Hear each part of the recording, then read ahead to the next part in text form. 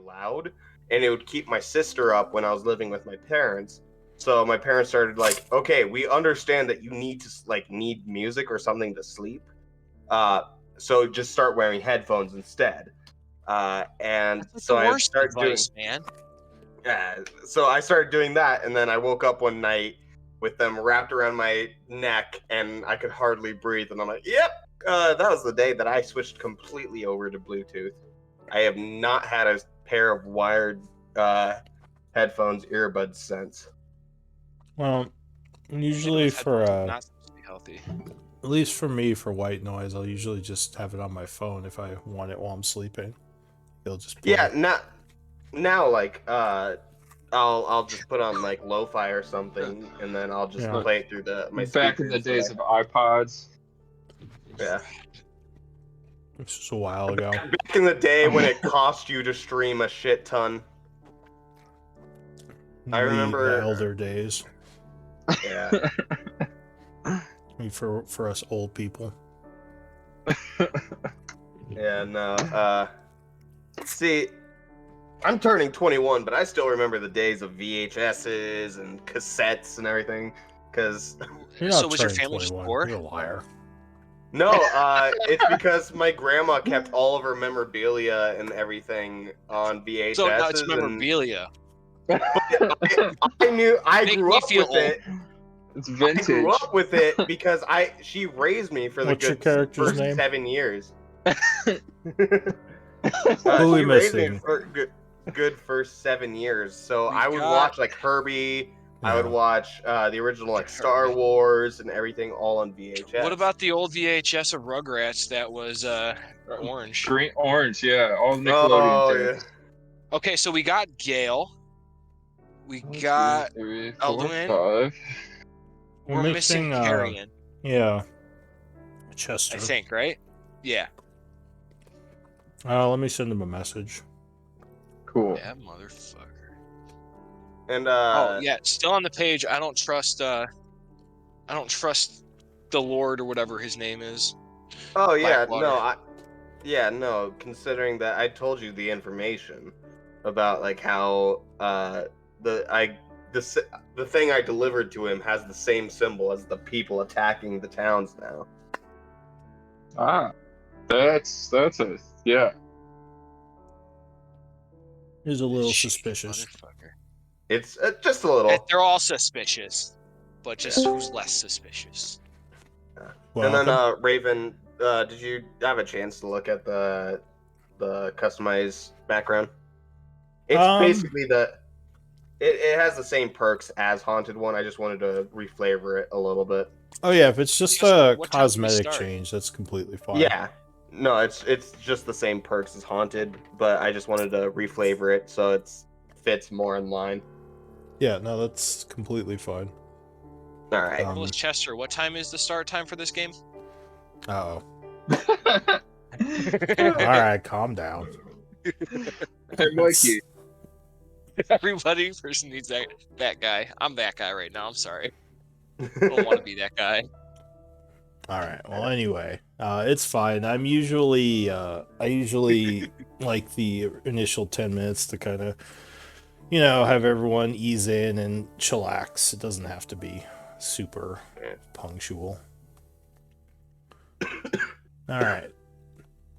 So it's been a little bit. My apologies. I guess I'll put it out there. I honestly don't care. I just like being a bit of a jerk to Chester because he's cool and I like him. But if I hated him, I just wouldn't make jokes. Isn't that your thing for Matt too? Yeah, that's my thing for people. I don't know if you know this, but military. Mikey's never matured past the 3rd grade. I'm in the military for this now. Hey, you know how you really show appreciation? You don't tell somebody that you like them. You just make fun of them. Yeah, no. Yeah, you just pick on them. You're just the biggest dick to the best people you know. It's like the 3rd grade, I like you, so I'm gonna pick on you. Yeah, the girl you like, except it's for everyone. Yeah. All right. Well, It's I let's- mean, fine, I'll just shit, put a gun at in my Christmas, mouth. my brother. I mean, oh, that oh, got no. dark. Yeah. Fine, I'll just no. burger myself. That's All right. not what I mean when I say brain dead. All right. Well, Yes, the two types of brain dead. Really stupid and Kurt Cobain. very Shotgun Oh, mouthwash. God. Anyways. yeah. Yeah, anyway, so let's get off that topic. So Clank, is it your turn this week? I think it is my turn to scribe, and Ophelia did I last scribed week. last week. Yeah, that's what I got here. I think I added on an inspiration already because I submitted it. So I'm Okay, doing yeah. When you submit it, yeah. If you haven't, make sure you give yourself an inspiration point. So you okay doing it this week, Clank? Oh yeah. Cool. All right. Do you want to give us a quick recap of last time, Ophelia? Oh, I do indeed. Sweet. All right. 88th of summer. The party finishes the battle versus the ogres and orcs. And after saving the party, they manage to capture the hobgoblin, search through the farmland for some clues and resources. Some gold and equipment are taken, and Gale harvests some ogre essence. Clank, Ophelia, and Gale, they search through the farm, find some gold, and decide to give it to the family to help them back on their feet. They load the cart with supplies and family, and they begin prepping to leave for the city of Chaur when guards arrive to help. A house fire is put out, and although it is embers now, and after talking with the guards, they say that lone farms are prime for looting with the bandits. 2:30 p.m. on the 88th. Back in Chaur, we are greeted with cheers! The people are happy to hear some successful adventurers that the Holy Trinity has now achieved. More lives are saved, and the reputation with Chaur has leveled up. We discuss meeting with Neil from Bloodhand at dusk in the town center. Ophelia asks Gale, Carrion, and Elduin to help her with the meeting, and they agree. They decide to go back to the inn and rest for an hour, and Gale decides to head out to the forest by himself. Vernie at the Maplewood gives us a key to our new, quote, stronghold. It's a private bar that we now have as thanks for everything we have done for the people of Chaur. Vernie then hands us a scroll from Lord Blackwater. Meeting up with the party, Gale joins us once again. We open the scroll. Blackwater wishes to meet with us at his estate at our earliest convenience. Ophelia then decides to give 25 gold, 30 medicinal herbs to Melody and Shock so they can finally open their medicine shop. Yay! When Shearer is mentioned, Ophelia notices that Shock blushes a bit. Interesting. Shearer's at the market. Ophelia heads to the market as well to try to find out what her cloak does, and Gale starts doing some alchemy to refine the essence. Alduin decides to chat with everyone at the inn, meets with the villagers, and Clank starts looking to see if there is some metal work that needs to be done in town, and Marcus goes to the Darkwater Inn. Ophelia meets up with Yoru Swiftmend, a wizard from the town. He is able to determine that Ophelia's cloak is a cloak of protection, and his only payment is just keep protecting the town and make it safe. Clank and Marcus meet with Julian Marwick, the proprietor from Darkwater Inn. They find that Blackwater is hiring mercenaries, so Marcus decides to go drink with the guards. He still has not learned his lesson. Clank and Marcus run into Neil at the inn, and the guards warn Marcus that the Bloodhand may be more dangerous and they should be careful. Marcus finds that Lord Blackwater is the richest man in town. He's kind of a big deal here. He has helped build and protect the town, and Lord Blackwater will sometimes meet with the mayor, and he will hire people to go for archaeology digs? Neil says his employer wants to give us a job. Clank changes the meeting time to behind the Darkwater Inn at dusk. Neil and Marcus shake hands. Suddenly, it just becomes a test of strength. Clank buys Neil a drink, and small talk has happened between them. The party meets back up at the Maplewood Inn and discusses plans for meeting with Neil. We break up Shock and Shiro drinking together, and explain to Shock as well of the plan. Shock warns that there may be repercussions for turning down the Bloodhand. The party meets with Neil at the Darkwater, Gale and Carrion hiding in the shadows. Neil explains a proposition from his employer, and he wants to meet this employer. The party follows. Clank hangs back and informs the shadowed party members of the situation. Loud bird noises will be made if there is a problem. Gale hangs back a bit as well. Clank catches up to the rest of the party as they decide to enter the home. When Ophelia suddenly notices a shadowy figure on top of the house. Saying it to the group, they decide to enter anyways, and suddenly there are shady-looking guys everywhere. And Ophelia notices hidden weapons on them, loaded crossbows on the walls, and as they're being led to the back, the party meets with an elven leader. The woman smiles as we meet them. Cithril explains, which is the elf's name, that the bandits have been destructive to the town, and she wants to put an end to all these bandit raids and claims it is beneficial for everyone. She says she will pay us all 185 gold pieces each, and the location of the nearby bandit base if we choose to help. 200 GP extra to find their main base.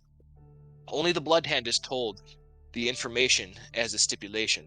Cithril does not like Blackwater, and Ophelia notices right there that there may be a connection with them, some history in the past. Is there something up with Blackwater? I don't know, something just doesn't seem right. Ophelia decides she seems to trust Cithril a little bit right now. She also asked you not to give Blackwater any information if you work with her. That was part of the arrangement. Oh, yes. You are correct. Sorry, go ahead. Sorry, I continue. missed that. Wait, I thought it was everyone. You were not tell anyone. Oh, yeah, but especially Blackwater. She specifically mentioned him. But yeah, she also asked that you not share the information with anyone but her and her people. Gotcha. Yes. The party decides to head back to the Maplewood Inn, and there they agree to trust Cithril, and they have their doubts about Blackwater. The attackers may have a connection to Blackwater, since they seem to share the symbols from something that Gale has taken to Blackwater, and this seems suspicious as well. The party then rests for the night. 89th of summer, 9 a.m. The party heads over to the Blackwater estate to Blackwater's summons. As we get close, the field is being worked by people and guards all around the estate, most likely private mercenaries. The scroll is handed to the guard, and we are led inside. Ophelia notices there are books about necromantic magic and history on the shelves. Meeting with Blackwater.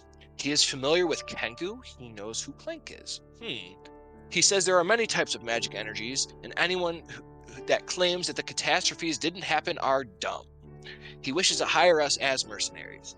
Blackwater wants us to find the bandit base, and he is willing to pay 225 gold pieces to each of us to find the main base of the bandits. Blackwater does not wish to trade any magic items. He wishes to have them for himself, but maybe the bandits do have some magic items on them that we may be able to loot. But Blackwater has no leads to help us. Find the base. There are some items there from the Therian Empire, and Blackwater is wearing a ring that is Therian in origin. And he asks us not to share this information with anyone, just like the same thing with Cithril. There may be spies among the townsfolk. Ophelia and Marcus don't quite believe him. The party wants to discuss it before they accept.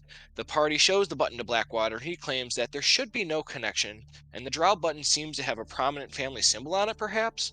Maybe it's royalty.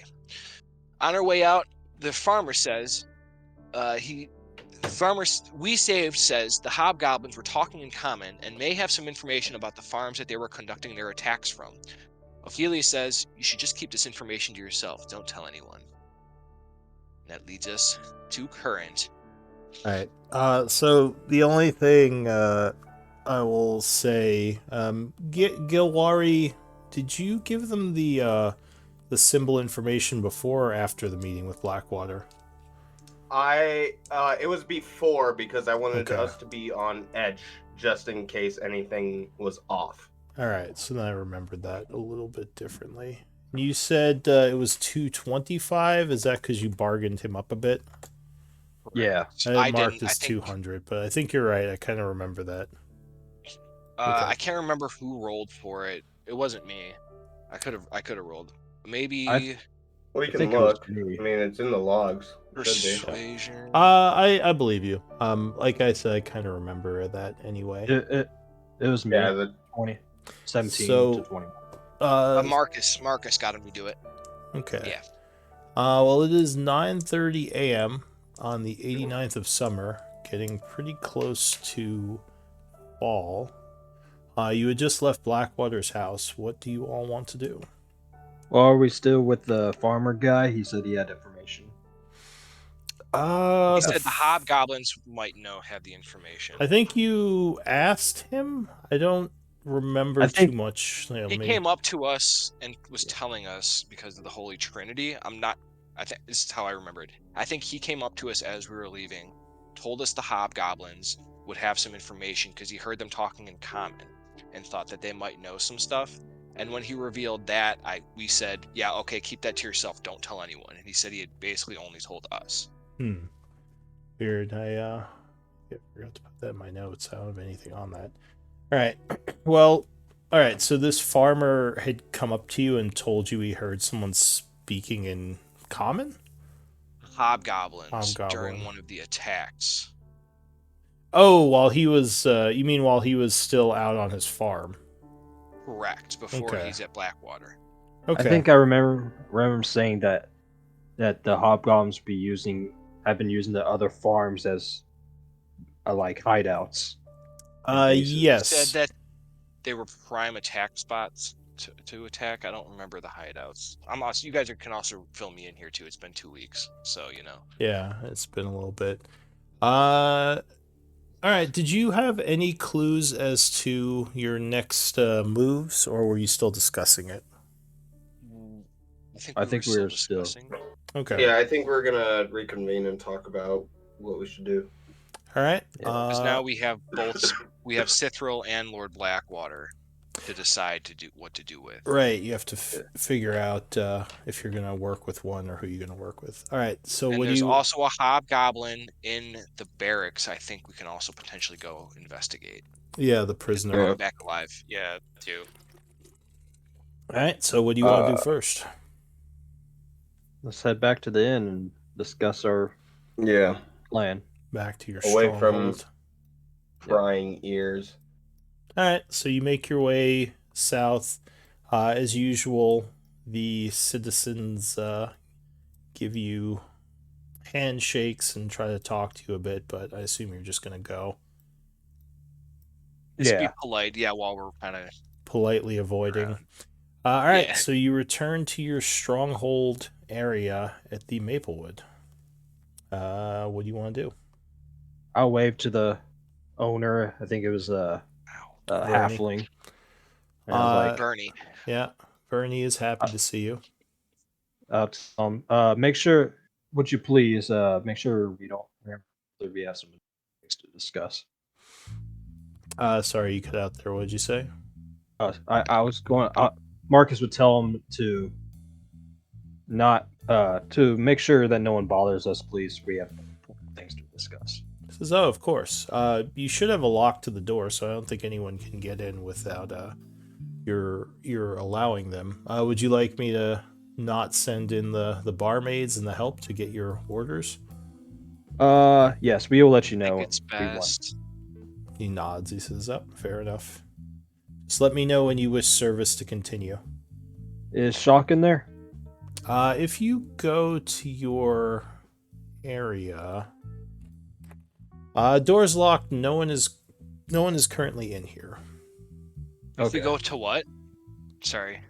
To your private room. Shock and Melody are both absent. Okay. Well, all right. Let's go. I guess we'll lock the door behind us. I make sure the door is locked. All right. Yeah. So you close and lock the door. Make our way to the table and I sit there like, all right. What's your guys' stances? Well, what's your stance, Marcus? Well, to be honest, I'm pretty suspicious of both of them. More so Blackwater, but again, Bloodhand are still criminals, and I don't know how much I can trust a criminal. That's a lot to say for a man who trusted his life with mine.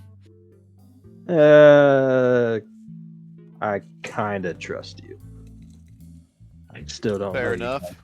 But in Did my you guys personal notice- experience, the men who put on the facade of the most nobility usually are the ones who cause the most problems for people. Hey, Well, I can't also disagree saw with that he had books on necromancy magic on his shelves. Like, you wouldn't think that somebody that was noble would be practicing dark arts, do you? And Palor, I think, would be vehemently against that. And I think just based on that alone, I can't follow Blackwater. Someone that has potential affiliations with necromancy.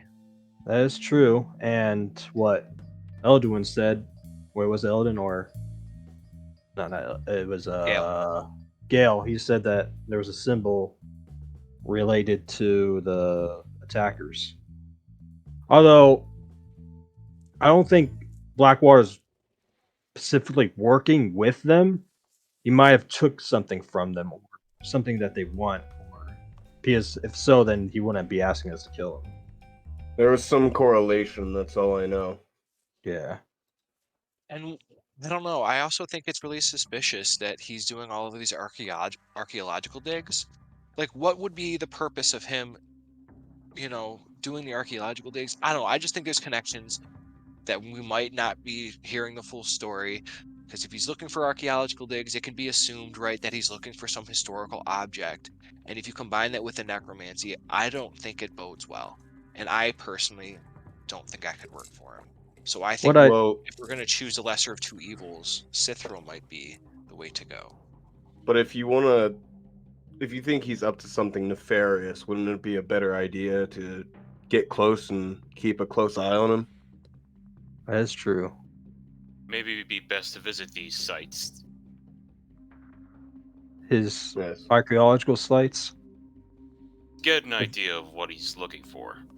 if we can find out where they are, but I that don't might know if- require getting close to them. So the way I see it is, one, we work with the Blood Hand and we open up a black market, which allows us to get access to more prominent magic items, or we take the greater evil and we follow Blackwater and keep a close eye on him. I feel the Blood Hand might be a little easier to track, seeing that they're more widespread and have probably more potential to slip up here and there, whereas a man with a lot of money can easily cover his tracks. The think we Blood can Hand work- aren't exactly the most subtle of people. Then that makes that choice a little easier in my mind. I think it might be possible if we. I don't know. Do you think we can?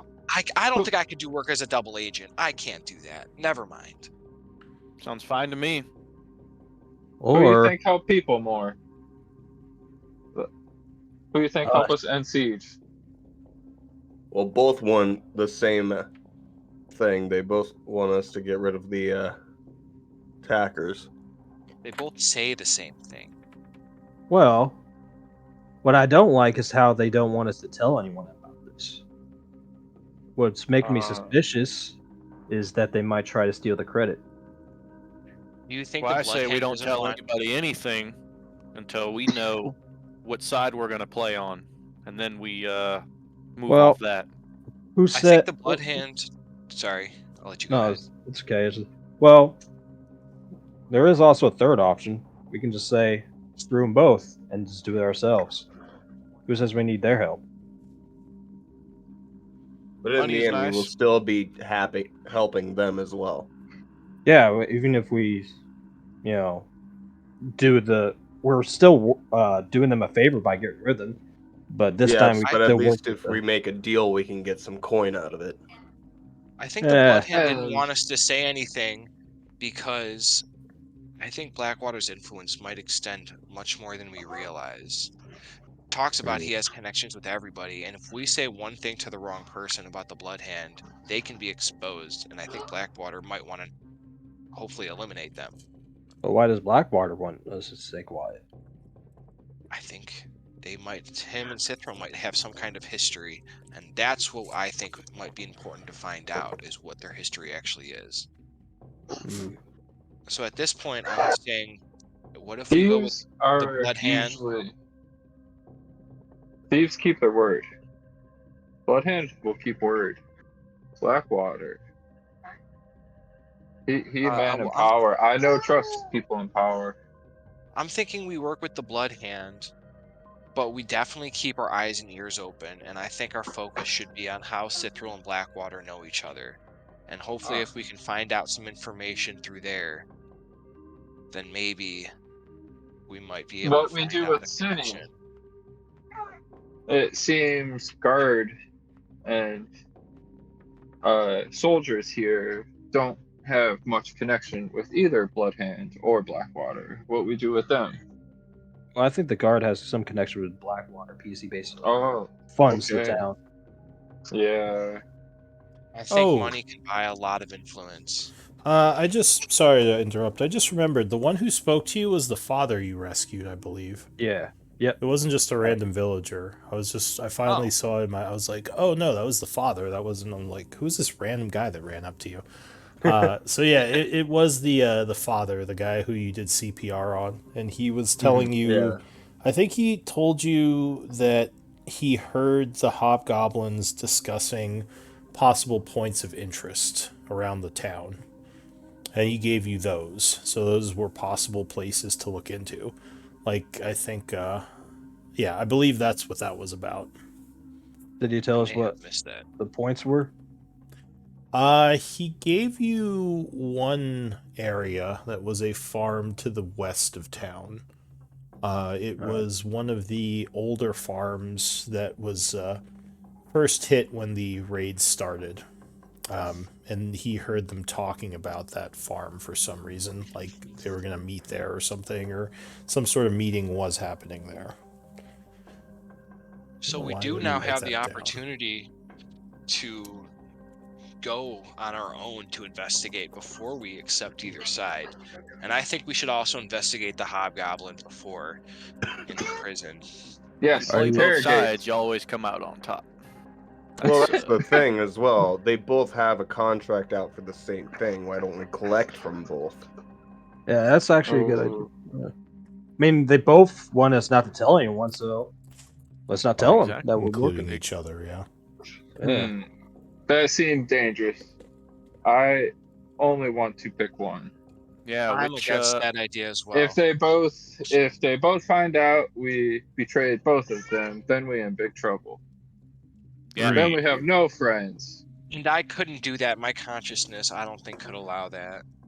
I mean, That just seems too conniving. money's Well- pretty nice, and there's nothing more conniving than a rich man. I can't give up my virtues for money. I mean, That's a shame. I got the I would do a feeling lot for money. I got the feeling they both double cross us if it means for their reputation or for them to gain something. Why I not? would do We a lot it to for them. no money because it's the right thing to think- do. We be careful with agreement we make with Bloodhand. They stick to underground among people have thieves. to stick amongst Excuse me. stick to their word. Just keep it a loose relationship, something that we can Yes. easily break off. Yes, but we be careful with deal we make with them. Side note, DM, how strong is the church's influence in the town? On the frontier here, not much. There's the Shrine of Palor that's sort of upkept by independent priests, but there's not a big presence out here on the edge of the Empire. Just kind of some shrines and a couple of very devoted people of Palor. So there might not be somebody of influence there that I would be able to use my connection with the church with to talk to.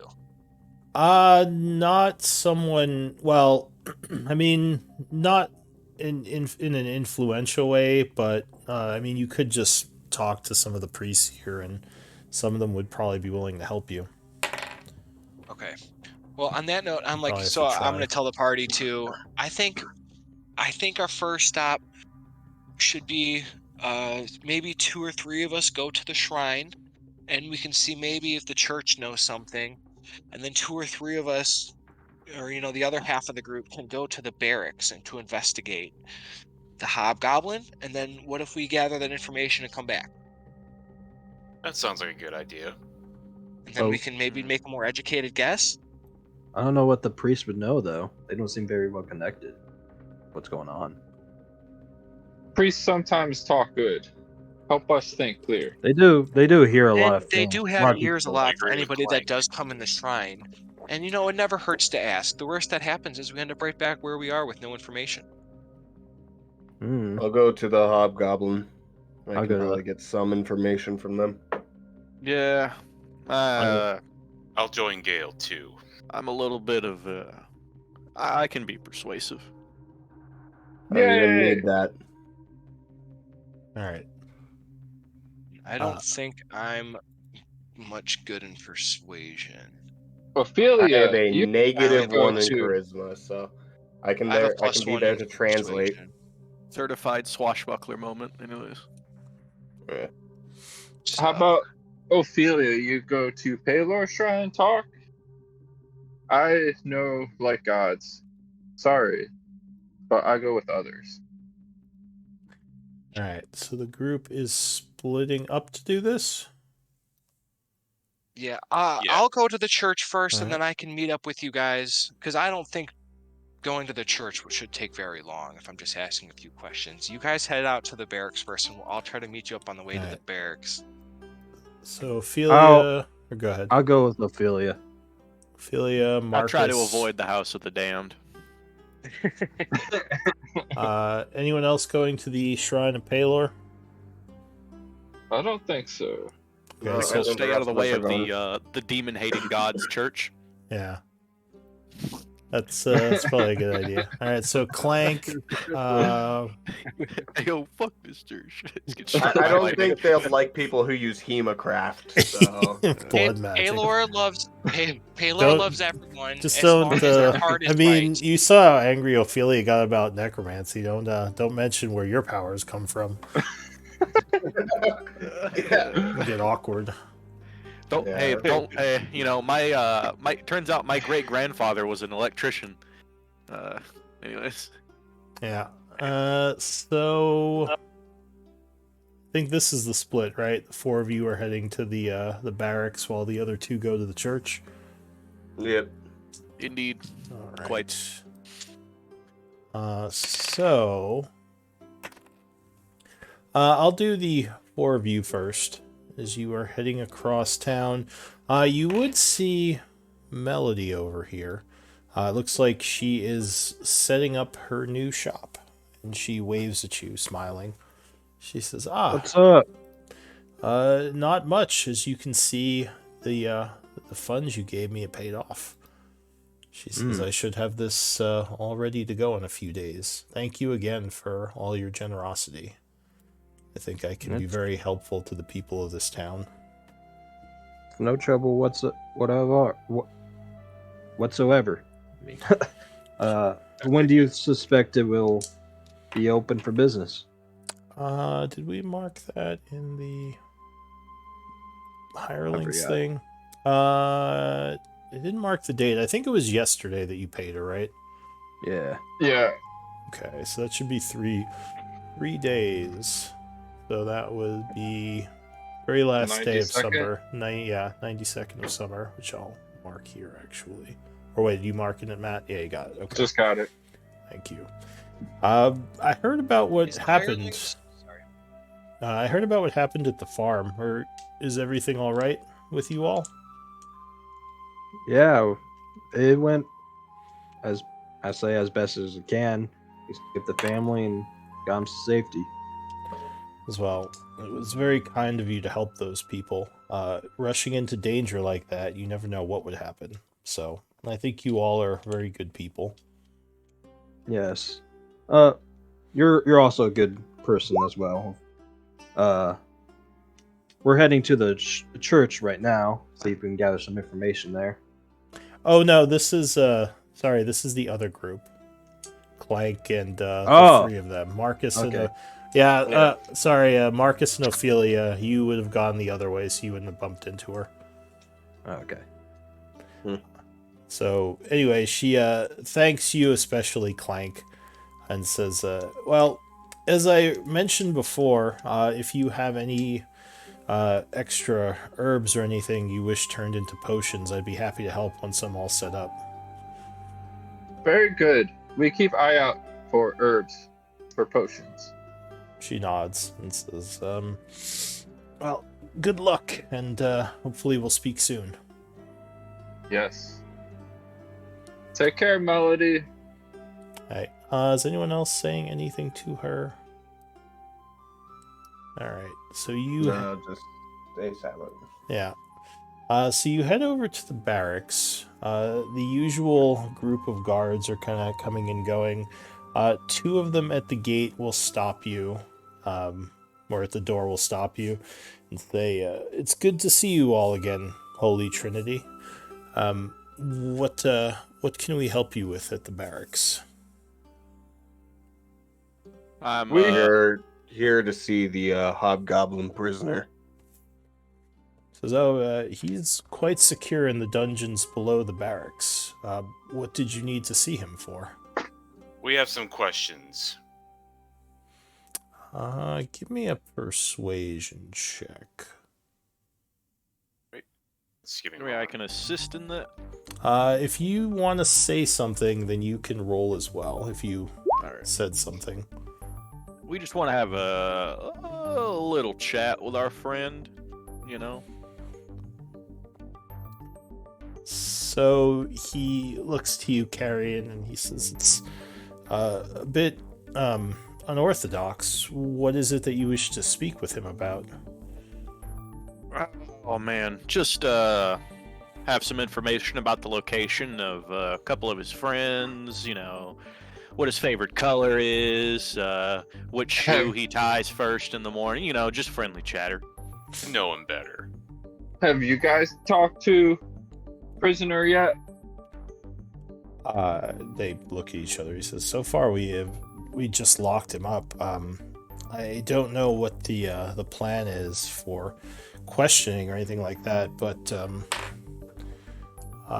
usually why am I forgetting his name? Chuck?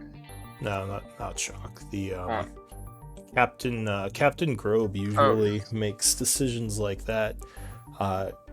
I'm assuming they're going to question him, but I can ask if it's all right for you all to speak with him, if you want to give me a moment."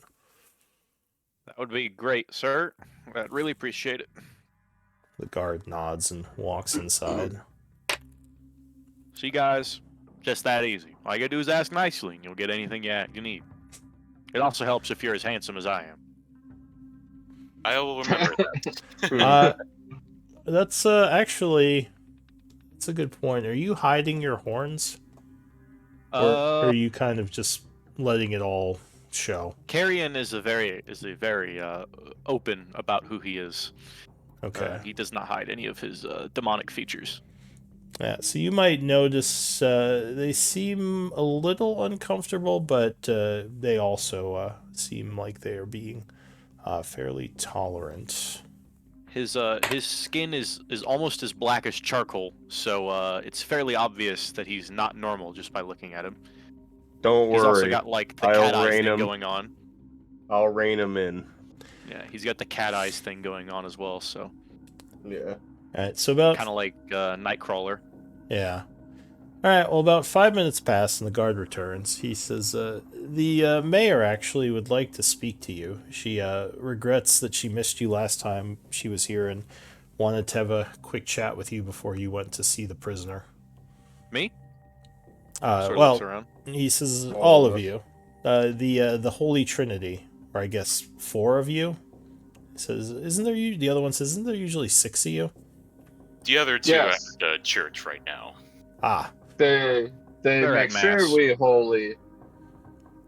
Says, well, she would like to talk to the, I guess the 4 of you who are here then. That can be done. All right. Good. Let's go meet Mayor. What is So- Mayor name? Oh, her name is, well, Kala, but her formal title is Mayor Asher. So he leads you inside to the, kind of this back area of the barracks, past all the guards, and into a room with a very young-looking woman, who smiles as you enter. Before you ask, she does not have the pitchfork. She would say, finally, welcome, friends. Come in, come in. It's good to finally put a face to the Holy Trinity I keep hearing about. Ma'am. And he sort of does a very sophisticated bow. Honor to meet you, Mayor.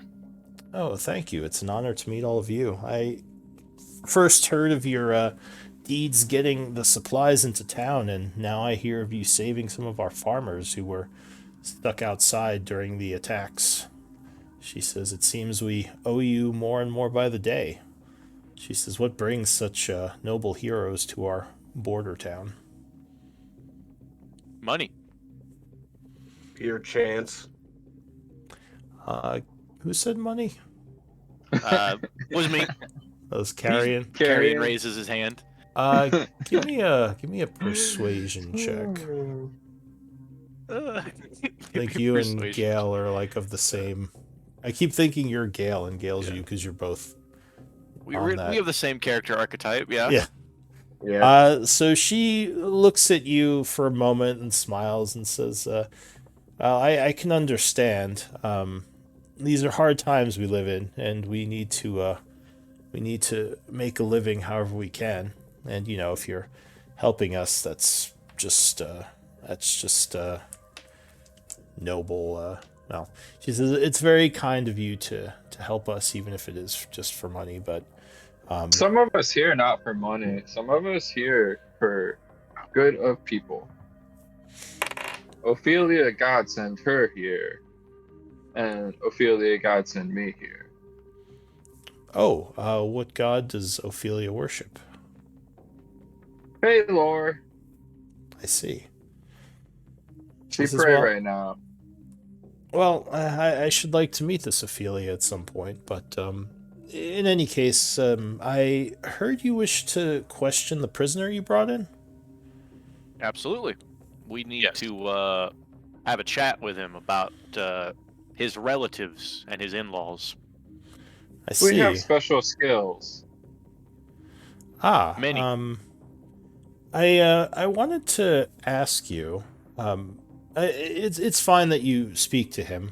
If after all, he wouldn't even be here if not for your work. But do you all have any affiliation with the Blood Hand or a woman named Sithril?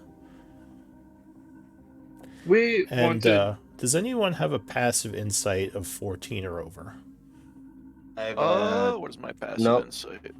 I have a passive investigation. Nope. Okay. Nope, I'm at 13. 13. All right. So yeah, never mind then. She just kind of looked to all of you as if curious. When I was younger, I've done some things for him. We got to make a living somehow. For the Blood Hand? Yeah. Or do you speak directly of Sithril herself? I mean the Blood Hand. I haven't known Sithril since I came here. Yeah, she says, I do a lot of contracts myself, so I couldn't tell you. They all kind of blur together after a while. Give me deception checks. I'm being completely honest. Well, I guess Same technically, you, because you did meet with her yesterday. They stayed outside, didn't they? Did you? I stayed outside as well. Oh, did you? Yeah. Not I. Yeah, I guess Carrion was in the background, so we're not sure if he was inside during that meeting. He says, or she says, well, I was just curious. We've had some trouble with them recently, and I had heard that you were seen talking to some of their people, so I just was wondering if they had spoken to you and, I don't know, maybe given you some sort of job. But it sounds like you don't know them well. We're new to land. We meet lots of people. These ones? No. I see. Forgive me. It was just some curiosities. Perhaps you didn't even know that the person who you had spoke to was part of their organization. Who these Blood Hands? Says, well, they are a unfortunate. She says they're a bit of a I want to say disease. That's a bit much, but they are an unfortunate blight that we've had to deal with recently. Several months ago, right before, or similar to the time when the siege happened, right around the same time, they started appearing in town. So I was curious if you knew anything about them, or if you had spoken directly to them. That's But quite We odd. speak with Blackwater. Who Blackwater? oh, Lord Blackwater? He is a fairly rich noble who makes his home here in Chaur. He's responsible for a lot of the funding around town to help us with buildings and, well, a lot of the funding to help with food and the defenses of town when we were attacked. He's a very generous individual. I actually just spoke with him a few hours ago. What do you know Those about who it? are part of generosity often put others in debt. Who's that, Gale? Sorry, I have to get used to voices. Karen. Carrion. Carrion. She says, oh, well, Blackwater has lived here for many years. He came here young, and he never struck me as someone who is dangerous to us. I mean, he's helped us build a lot of the things that we have in town today. Yeah, and I'd almost say you are quite indebted to him for his gratitude. It does perturb me why the Bloodhand are here, though. There's hardly any money to be made here for a large organization, and even less so now that there's a blockade. She nods. She says, it doesn't make much sense to me, but I'm looking forward to them leaving, whatever purpose they have for being here. In any case, go ahead. They're not here long. You say they just show up and then siege happen. Well, they showed up a few weeks before the siege, but it was a bit. Blackwater be here long time, and he good, and he helped people. Yeah, Lord Blackwater came here. Well, I don't even know. It seems like it's been so long, but when he was a young man, his mother, Patience, sent him here, and they had the whole estate set up, and they bought a lot of the lands there to set up some farms. And do I know anything about his mom or his family or anything? Do you have any background in politics or No. history? No. Oh, I do have history. You can make a history roll if you have that trained. You know that the Blackwater family is the second seat on the Council of Ivanus, which is the second highest position of power within the Empire. His family is pretty well off. His mother is Patience Blackwater, and she's the one who has that seat. Most of her children have fairly high positions of power within the Empire. Blackwater's sort of the odd one out, as he's more of a scholar. He's not. He doesn't really have the skills for diplomacy, from what you have heard of him. He's more of like a researcher and scholar who just is kind of a hermit. Nerd. Yeah, nerd, exactly. Why such powerful family be here? Sorry, but Frontier Town, and you fight for survival. You know thrive. Rich people no come place like this. Give me a persuasion check with disadvantage. So she seems a little bit upset by that remark. She says, well, I mean, we're not the most wealthy place within the Empire, but there are a lot of good folks here, and I assume Blackwater just came here to sort of get away from all the politics. At least from what I know from talking with him, he doesn't appreciate a lot of the things that his family does. So I think he just wanted to be left alone, someplace secluded where he could work on his history knowledge. Empires I can be wouldn't quite want to be stressful. around a bunch of political pansies anyways. Tell me, how long have you been incumbent mayor?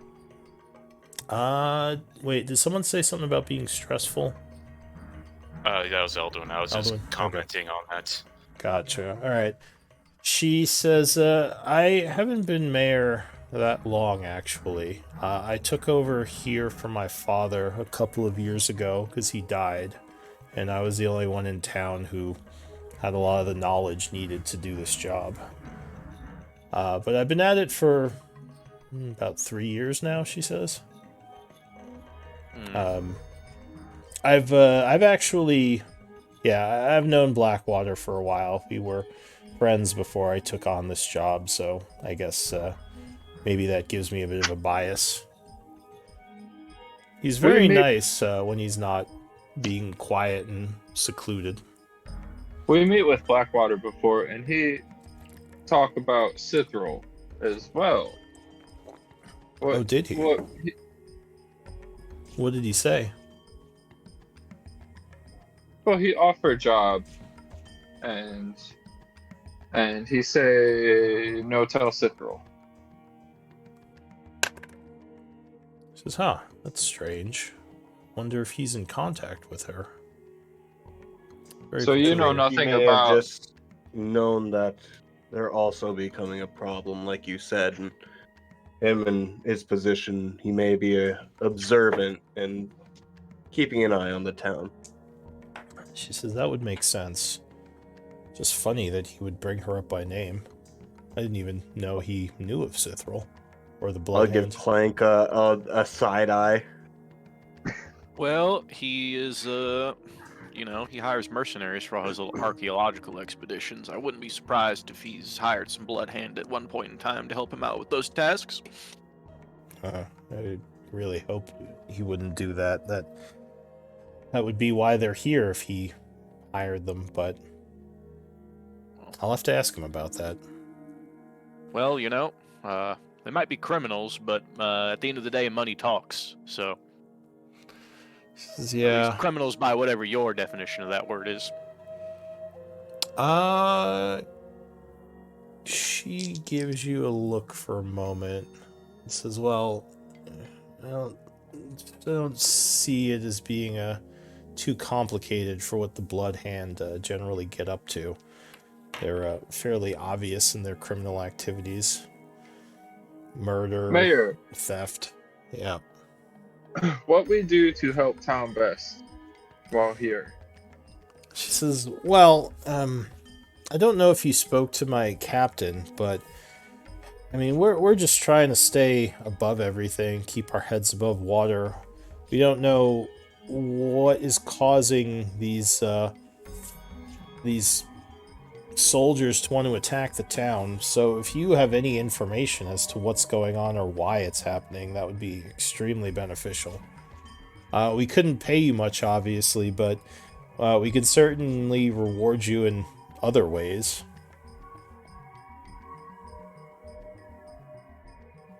Very good. She says, we no need reward. We just want to help people. She nods. Sure. She says, well, if there's anything we can do to reward you, I mean, we do have some gold. It's just our coffers are not doing well because of the siege. Once things got better, I could possibly give you all more deserving payments and maybe even put you on payroll as helpers of the town. Just focus on the town for now. Our payment will come secondary. Yes. I appreciate that. Thank you. And of course, there's no town to extract money from, then it's not exactly the point. Give me another persuasion check. She's keeping her eye on you. She gives you a look and says, I suppose that's fair. But, yes, I can see the need to keep us around then. And she gives you a half smile. But, yeah. Gives her a very coy grin back. Yeah. And a wink. Oh. Well, then, shall we get down to business then and investigate the prisoner? Or interrogate the prisoner? She says, yes, you can feel free to go downstairs. I'll have my guards give you the keys. They'll go down there with you just to make sure, everything's all right. But oh, trust me and him are old friends. Me and this hobgoblin. I'm sure we'll get on great. She says, I'll just try not to be too forceful with him if you can help it. Yeah. Mayor, can I get signature? Signature. Hold on, pen and paper. You famous. I collect signature of famous people. Are you doing a deception or a persuasion? You know what? You can roll either. I don't think it matters. So she kind of looks at you a little funny. She says, "Am I famous?" You mayor of town. And Well, I hold out a book with a pen and a few other signatures in it. what other signatures do you have there? Blackwater's Right. one of them. Yeah, I Yeah, you have did get Blackwater. Blackwater's signature. I have some writing from Cithril. But I imagine from my past experiences, I have like some random merchants and people like that. So she's a little hesitant. She gives you a kind of a strange look. Maybe she is unsure of something like why you'd want her signature. But she agrees and says, "All right, well, certainly." She again kind of gives you a little bit of a look as she gives you a signature. Thank you, Mayor Asher. You're so famous. She says, "Well, I've never I thought of show myself everyone. as famous, but But you mayor. all right. Well, as I said, if you question the hobgoblin, just try to keep it civilized." Yes, and thank you for your time. All right. So let me cut to Marcus and Ophelia for a moment. I assume Yep. after that, you two head down into the dungeon below, or the four of you. All four of us. Yeah, so Marcus and Ophelia, you go to the Paler Shrine. There are several priests there, just kind of doing their normal daily activities. One of them greets you and gives you a bow as you approach. He says, Real quick, "Welcome." before we go Yeah. in, Yeah. I wanted to cast guidance on Marcus and I. You can only do one person because I believe it's concentration. Oh, you're right. Okay. All right. Well, then I will just go ahead and say, Marcus, I'm going to cast it on you just in case you need it for a roll. Well, not for a roll, but in case you need it for help while we're in there. And I give Marcus a guidance. Okay. So yeah, as you approach, the priest there is going to smile and bow and welcome you to the shrine of Palor. Welcome, weary travelers. Palor bless you. Oh, do we have Palor a bless sister you. of the cloth here? He says, noticing your symbols. Yes. Oh, I'm so sorry I've missed you. I've come to pray to Palor's shrine, but, you know, being part of the adventuring party that I'm with, it's sometimes, you know, the middle of the day can get taken up. So I'm sorry to have missed you. He says, oh, you were with the group that is in town, the Holy Trinity, I believe. Yes, that is indeed our group. And this is also one of them. This is my friend Marcus. He says, well I'm met, Marcus. Ophelia. Well met. Oh, did you stop by yesterday? I think the priests were talking about someone from Highguard coming through. Oh, yes, I did. I was praying for the deaths of the farmers and families and people that had died during the raids and offering services to Palor for them. Ah, well, it was very kind of you, and the families do appreciate that. So what is it I can do for the two of you today? I was actually hoping that you might be able to help with something. I was curious, what do you know about Lord Blackwater? Galen Blackwater, he's a very solitary individual. Does not seem very religious, but he spends a lot of time looking into the past and the histories of magic within the Empire. A little bit of a strange character, and of course, to not put one's faith in Palor is a dangerous gamble in these times. But I suppose the rich do as they will. Do you or maybe anyone here, have you guys seen anybody talk negatively about Blackwater? Give me a persuasion check. He looks at you kind of funny when you say that. This as well. There are discussions of Go ahead, give me a persuasion check. So there are discussions of the people in power, but it is unkind to speak ill of others behind their backs, of course. Oh, of course, but I'm here on Palor's guidance to try to find something that I'm afraid I can't quite fully explain to you. Um, but I want you to know, as a sister of the cloth, you should know that I'm trying to do this for the greater good. I'm trying to make sure that everybody can maintain their safety and be safe. Does this have something to do with Lord Blackwater? That's what I'm not sure about. I just wanted to make sure. I may have seen some magic tomes that Halor may not agree with. Oh, give me another persuasion check. I just closed it. I should leave that just open.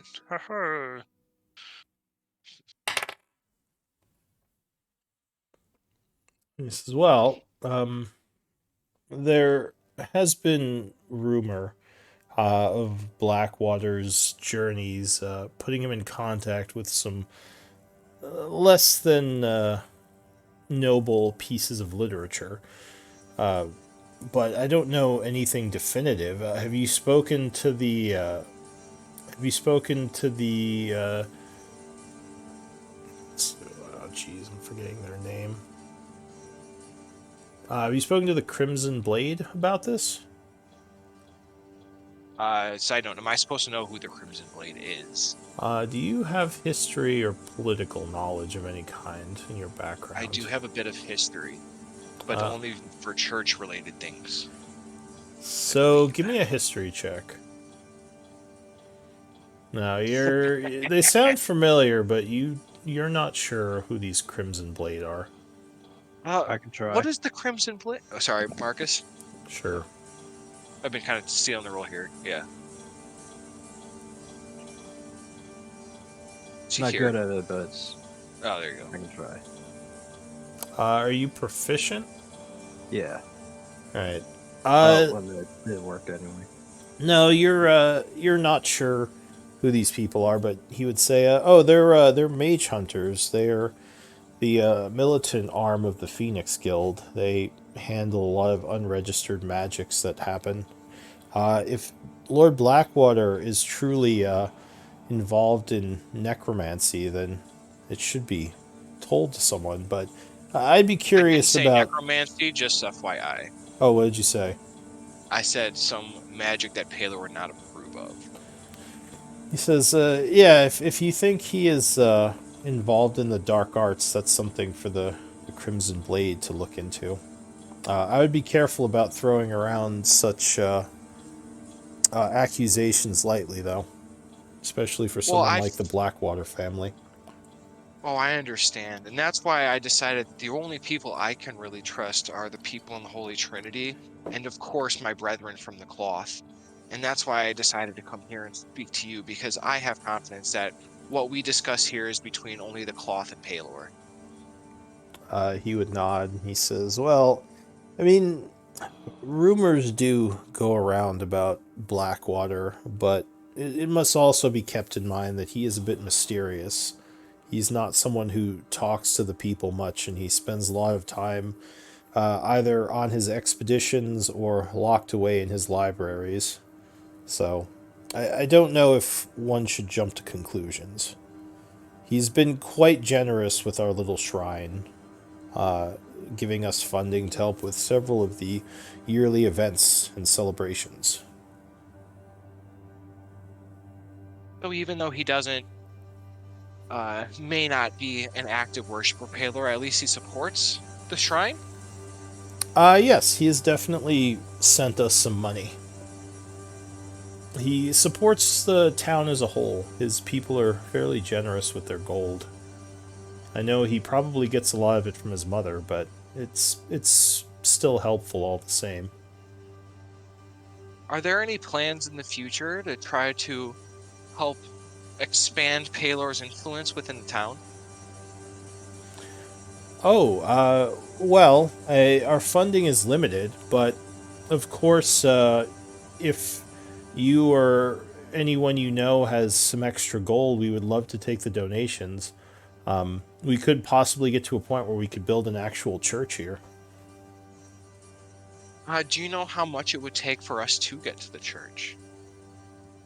Oh, wow. I mean, I don't know offhand, but I'm sure I could speak to the brother superior and some of the people in charge of the shrine here. Oh, I would love it if we could talk to the main city too. I would be absolutely over the moon if we were able to actually get a church here and spread his influence out to this city as well. And I will do what I can and maybe make some donations to see what we can do to make that happen.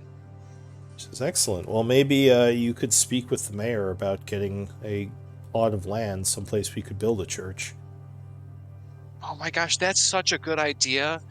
I knew coming here and talking with you guys was the right decision today.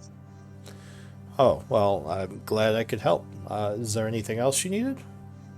Well, I'm just wondering if there's anything else that might seem just a little out of the ordinary, and that you may have noticed in town. Because, aside from a few other things, we're trying to pick up some clues about the raids happening and why they're happening. And it seems like we're kind of in the dark.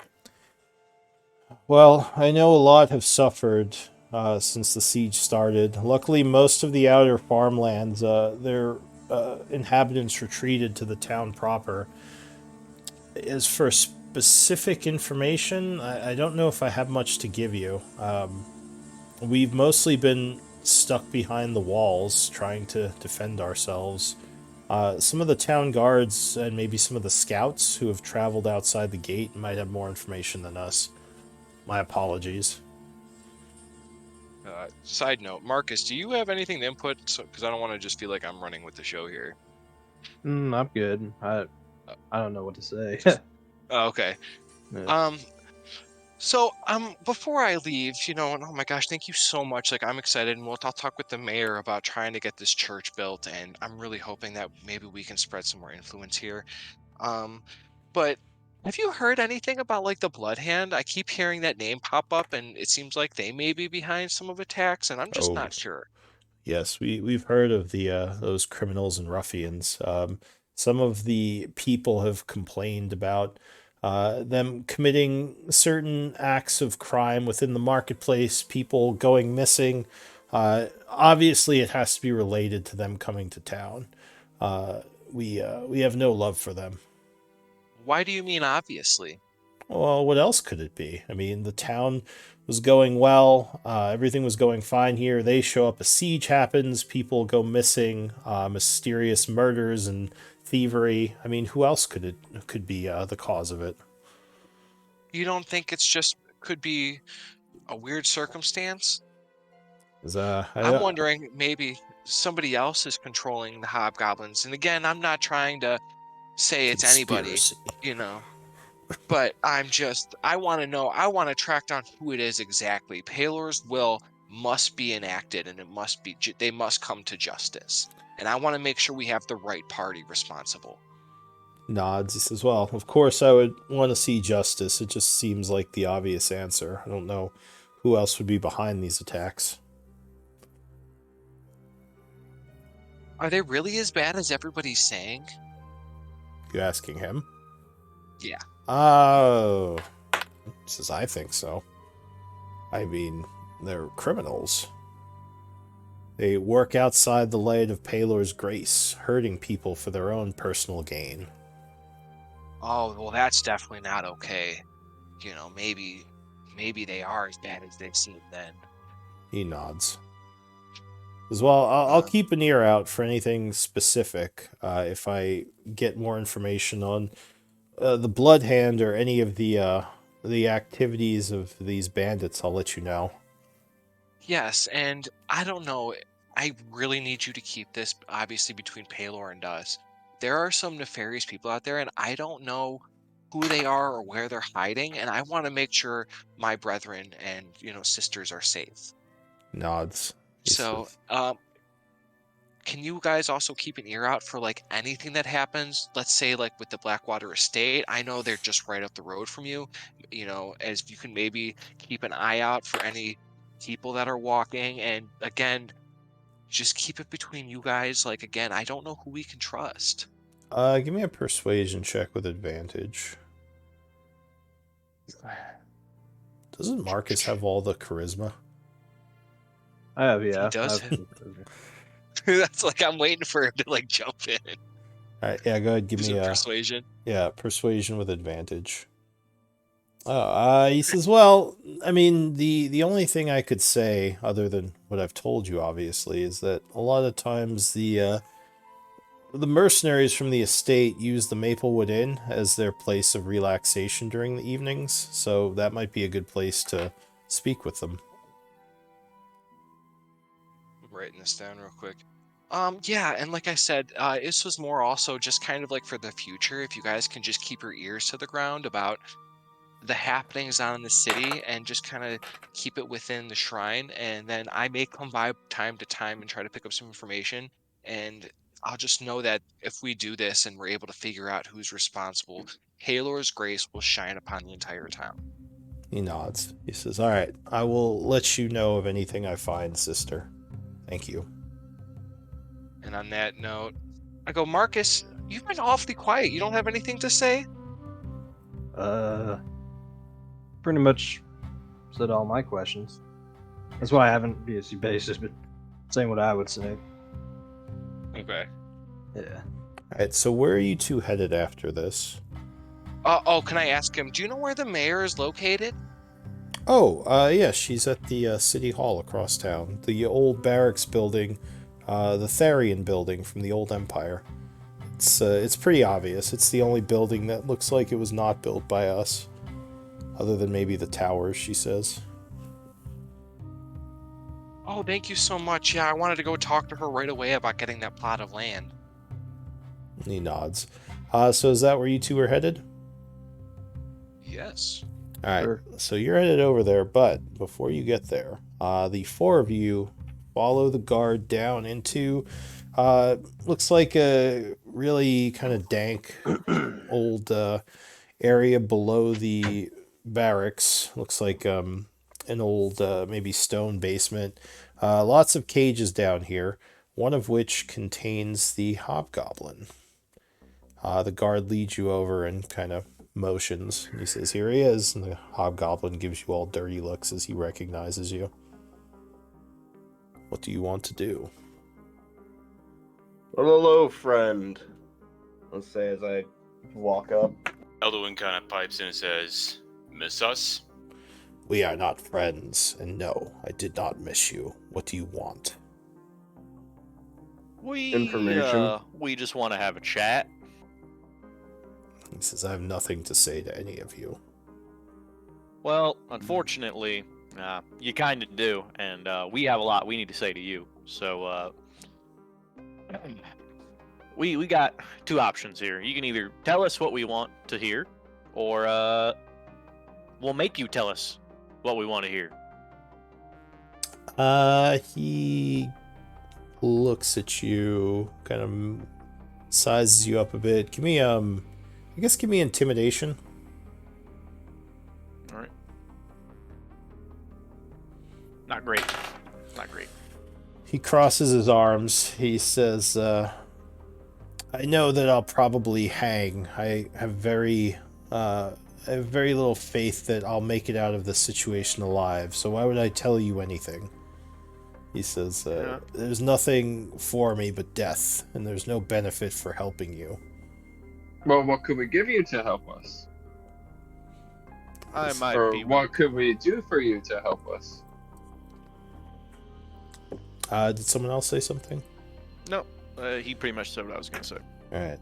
Alright. He gives you a look, Clank. He says, I don't know if there's much that you could offer me as a prisoner of this town. I pull a ration out of the bag. You hungry? He says, no, I'm not hungry. Your mama's hungry.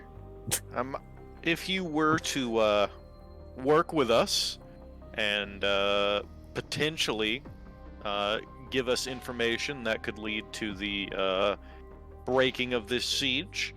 I might be able to put in a good word for you with the mayor, and maybe we can get you some sort of amnesty for your crimes against this town. Give me a persuasion check.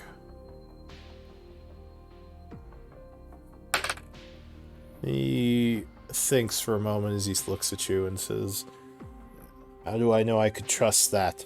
Yeah, I could just tell you something and then you could leave me here. Says there's no guarantees." You're right. There is no guarantee. But, you know, what other alternative do you have?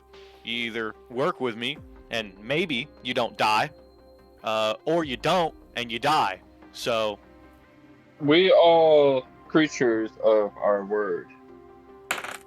He It's says, only thing people have.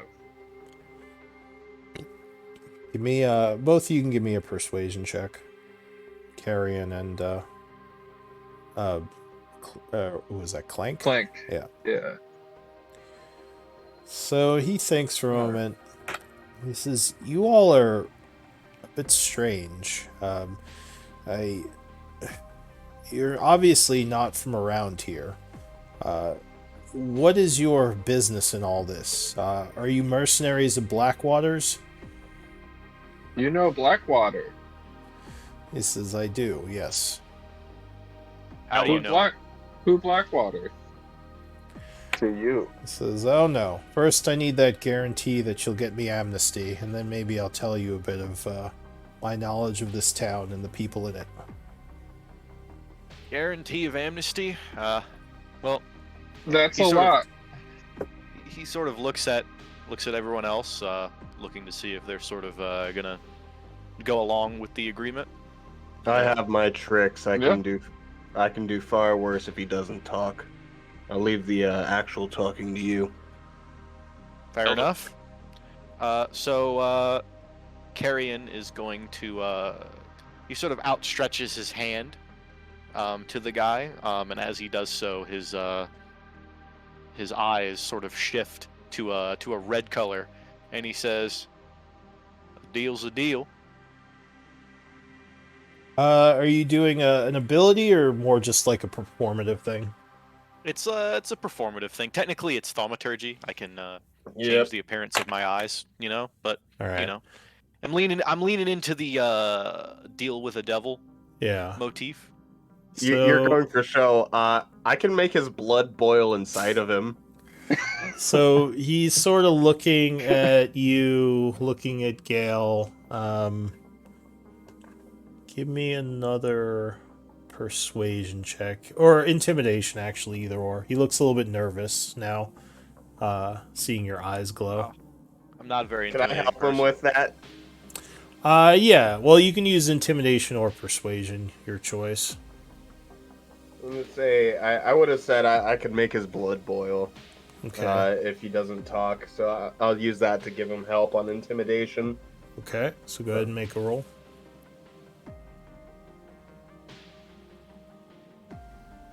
Is it me? Yeah. I was just Yeah, kidding.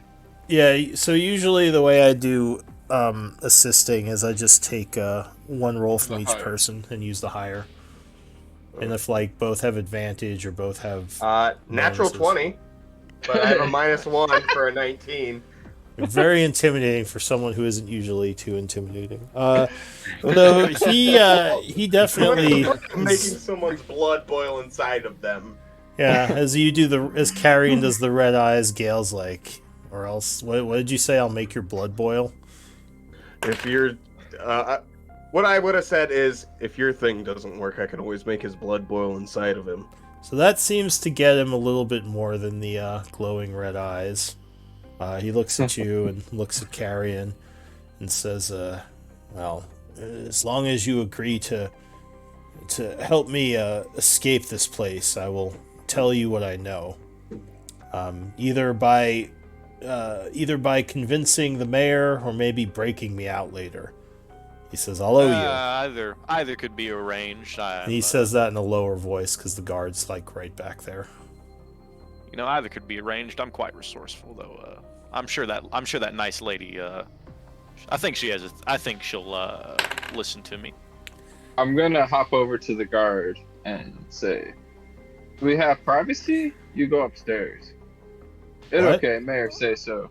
Oh, well, no, she said I'm supposed to keep an eye on everything down here, make sure, nothing happens. Yeah, but we Holy Trinity. We got it. Give me a You go persuasion upstairs. check at advantage. As well, you guys did save the town. Can Elduin pipe in and just tell the guard? With advantage, another natural 20. Oh no. Elduin would just turn to the guard and say, "You have me. I'll be sure to take care of him easier." Give me a persuasion as well. Again at advantage. And he says, well, I mean, I don't know if that's what Oh my. she meant. I guess I could. I think you all have this in hand, and he's gonna back off a little. So yeah, he'll head back towards like the stairwell and check some of the other cages. And the hobgoblin nods to you and says, "All right, what do you want to know?" And what is any of this to any of you? Are you just some mercenary group here to make some coin? For me personally, yeah, I'm just here for money. They're paying me to figure out why you're attacking this town. He I nods. can second that. He says, "Well, I can tell you Nothing that." personal. Well, job's a job, he says. I could tell you that I know a little bit about what's going on. He says, "I know the guy in your town, Blackwater, had made a deal with our leader to do a job, and I know that he backed out on it. So our leader got pissed, and that was kind of the advent of all this," he says. So that's why that's What's at least. your leader name? Oh, this is Chieftain Orcard of the Iron Tide. That's our group's name. He says the Iron Tide. You good guys or bad guys? Write that down. He says, Oh "What do you yeah, mean?" yeah. I'm going to hand him a notebook and a pen and say, Who, "How the you spell Iron Tide?" Hobgoblin? Yeah. He looks at you strangely, and he says, "It's spelled exactly how it sounds." I know good at spelling. You write for me. He takes the quill and writes it in the book. Thank you. He So, nods. Is there What's your name? like another chair in here? No, there's just kind of the chair in his cell. There's not really any chairs in the hallway. Oh, okay. So he's the only one sitting, I see. Yeah, he's sitting in the cell, and you all are kind of standing outside the bars. All right. All right then. What's my name? Hang on, I'm looking it up. I'm definitely not randomly generating it. The DM's greatest weakness: a Lawrence. name. He His says, name is Lawrence. he says, Random "My name NPC. is Jack." He says, "I am a soldier of the Iron Tide." He says, "You pretty much killed off my squadron, but if I can get out of this in one piece, I'll take whatever you can give me." You know how we you did try to end- burn a woman. You did try to burn a little girl alive in a house. He says, "That wasn't my call. Our captain said there should be no survivors. I said we should take them back as slaves, but apparently that was too much trouble." Elduin pipes in and says, "Who's your captain?" The one you killed at the farmhouse. Oh, the weak one? He says, the one leading this, he says, "I don't think I should tell you everything. Maybe if No, you get me under- out of here, I can give you more information," he says, giving you a wink. But You I think have- Out of here. Where are you gonna go? How do I know you're not just gonna run back to your boys? he I says, can make sure that he doesn't. "If I went back to them, I would be accused of deserting or failing." He says, I have no wish to stay involved in this. He says, I would probably head back to the Nazic Empire on the first caravan I could get. Can I roll insight into that? See if he's lying to me. Sure. I think he's fibbing. I think they'll take him back. Could I also do that? Yeah, sure. Anyone who wants can roll insight. My insight's terrible. not as Carrion bad automatically as mine. assumes everyone is lying to him, so his insight's naturally terrible. Yeah. I hit the high and then I hit the low. Obvious He's projecting lies. his own. He's projecting his own insecurity onto everyone else. Anyways, I just heard a moaning noise through Clank's mic. What was that? Oh, Anyways. that's Edison. She just joined our game. She'll be playing the 7th player. Yeah. So he says, I think I've given you a lot of information. If you want more, you're going to have to show me some kind of goodwill here. One last question. You have idea on how we end siege? Loud, man. That is loud. Eddie. Welcome to children. He says, Never having end the siege. Well, that would be a tall order, but I assume if our chieftain was given proper recompense, he'd have no reason to keep his people here. But, I mean... So maybe you organize meeting with Chieftain Orchard of the Iron Tide. What you're saying is, as long as you guys get the proper money that you were promised for a job that wasn't filled, that you got pulled out from underneath you at the last minute, you'll just fuck off. He says, yes, we are only here for what was promised to us. We have no... I assume Orchard would have no reason to stay once he was given what was owed. But I don't Fair know. enough. And he says, I couldn't guarantee that, obviously. If you want more information, get me out of here. If there's I'm other... sure we can go talk about it with the nice lady upstairs. Until then, he sort of looks around. Any other guards in here? Are they all gone now? I know they were leaving, but are they actually all gone? So there is the one guard who's kind of across the prison, he's keeping an eye on you, but he's far enough away that it might be harder for him to hear what's going on. I'm gonna use my thieves' cant, and I'm gonna talk to the hobgoblin because he seems like he's on this side. He's walked this side of the road for a while. I'm gonna do the old thieves' cant. So he seems like a soldier. You're not sure if he's actually a rogue. Unfortunately. Yeah, you're. I mean, you could try, of course, but he seems more of just like a grunt in an army, like a mercenary soldier, rather than like someone from the, from the underground. He doesn't know the slang. Yeah. He doesn't know the jive. I got you. All right. Anybody here speak hobgoblin? And again, you did roll a 4 on insight, so. Yeah. I'm gonna pull out a dagger, just very seamlessly, and I'm going to put a nice gash across my palm. I'm gonna walk over and I'm gonna pat him, kind of just on the back of the neck, and I'll whisper down in Goblin. See, with this, I'll know wherever you go. Are you doing this through the bars, trying to grab at him? Oh, is it? I thought we were in the same room with him. Well, you're in the prison, but he's behind bars. He's behind the bars? Yeah. All right. Well, I can do it without a range. So I'll just kind of show him the palm then, with the blood going down. And I'll just say, with this, I'll know wherever you go, whatever you do. And I'm going to use my blood maledict and mark him. And I'll say all that in Goblin. Can you link that ability? I'm more bluffing it, but the mark itself will just to give me a little bonus.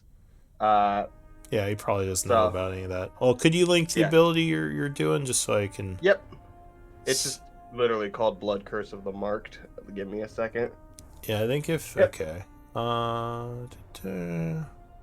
It's more of a combat thing, but oh, okay. So you're just kind of I see. I'm just using it for flavor.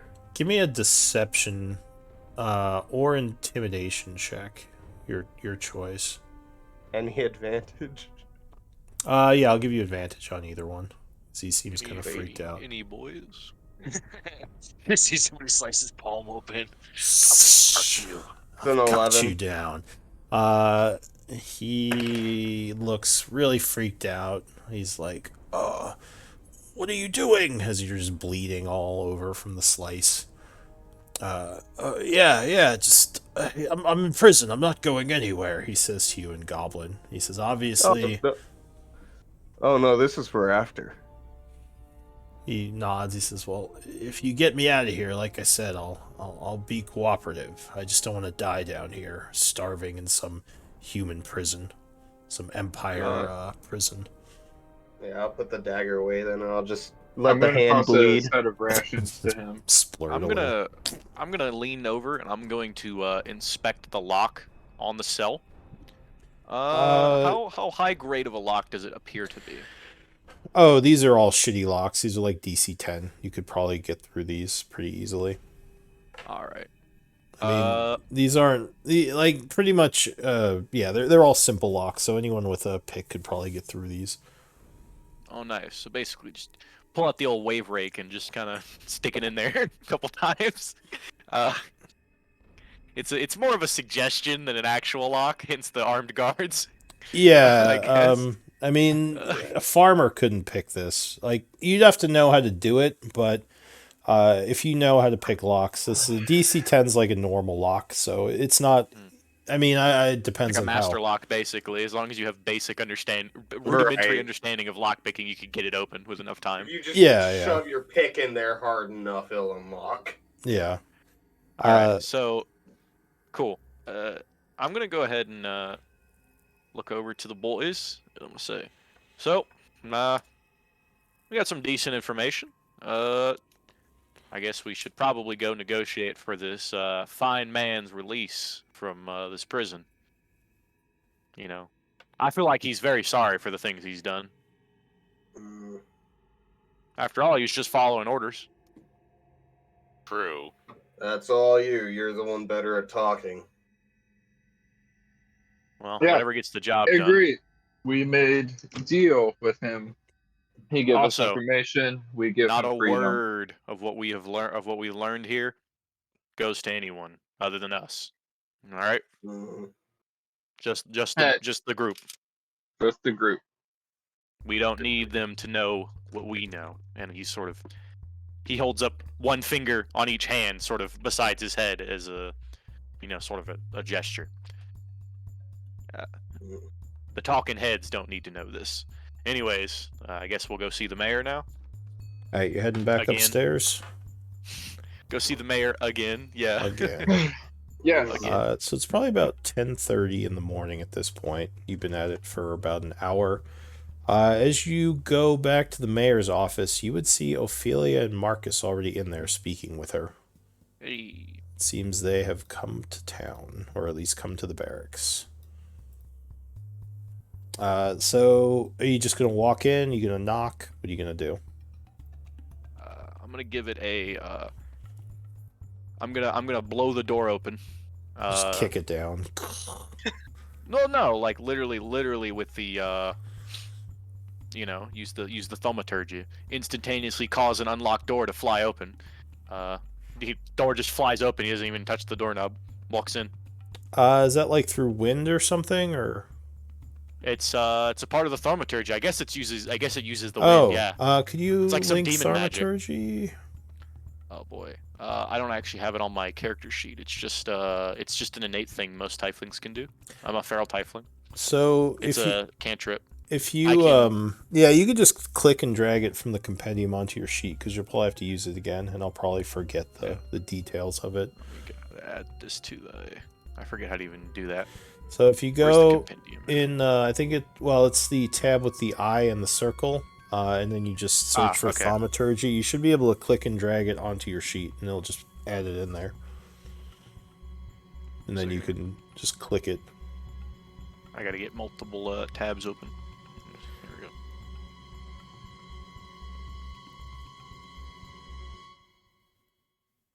we go. All right, there's that. And then let it load the old sheet here. I didn't even freaking add it. Whatever. We'll just open up the description here. This I'm is gonna link it. this is for Yeah, go ahead and link it. Carrion, right? Well, I Yeah. have. Well, I guess not by link it. I mean, I googled it and I can post Here. it. There we go. Alright, I'm just gonna quickly put it on there. How do you spell that? TH what? THAUMATURGY. Thaumaturgy. Yeah. There it is. Yeah. It's a racial ability. Alright, so it should be on your sheet now. Thaumaturgy. Let's see. Yeah. Okay. I was curious what it could do too. Yeah, I'm just curious as to cause unlocked door. Okay. So yeah, just the door sort of maybe you hit it with some sort of force magic and it just swings open.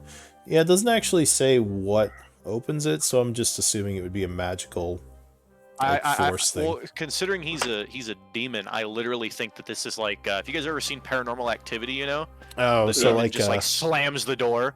Yeah, Yeah. like literally it's like almost like like the door literally just slams open and bangs against the wall on the inside of the door. All right. So I guess Ophelia and Marcus, you're probably caught a little off guard as the door just slams open and everyone stops talking to see Carrion and the rest of them walk in. So he sort of he again does his once he enters the room does his very courteous bow. I kind of just Marcus, shake my head like I can't little believe this bird. motherfucker. How's it going, everyone? Mayor Asher seems very surprised. guys. She says, "Hello again, Carrion. Is I'm everything I'm all so right?" sorry. Excuse them. They're always kind of a little bit like this, but it's something we love about them. Oh, well, no, that's fine. But is everything all right? That was quite the entrance. Oh, everything is just fine.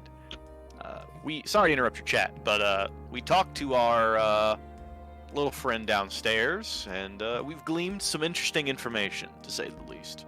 Oh, excellent. What did he say? Well, how do I put this? Let's just say that there might be a correlation between Mr. Blackwater and the organization. I believe that they go the Iron Tide, who are currently besieging your settlement. Oh,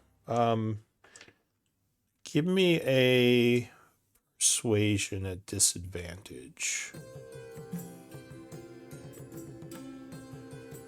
I definitely shoot daggers at him while he's talking. She says, "Are you sure you can trust that? I mean, Lord Blackwater is quite a generous proprietor of benefactor of this town. He's done so much. Why would he bring these mercenaries to bear against us? That doesn't make any sense." He didn't do it intentionally, from the way I've heard it out. More like a falling out between the two parties. What Blackwater's archaeological digs about?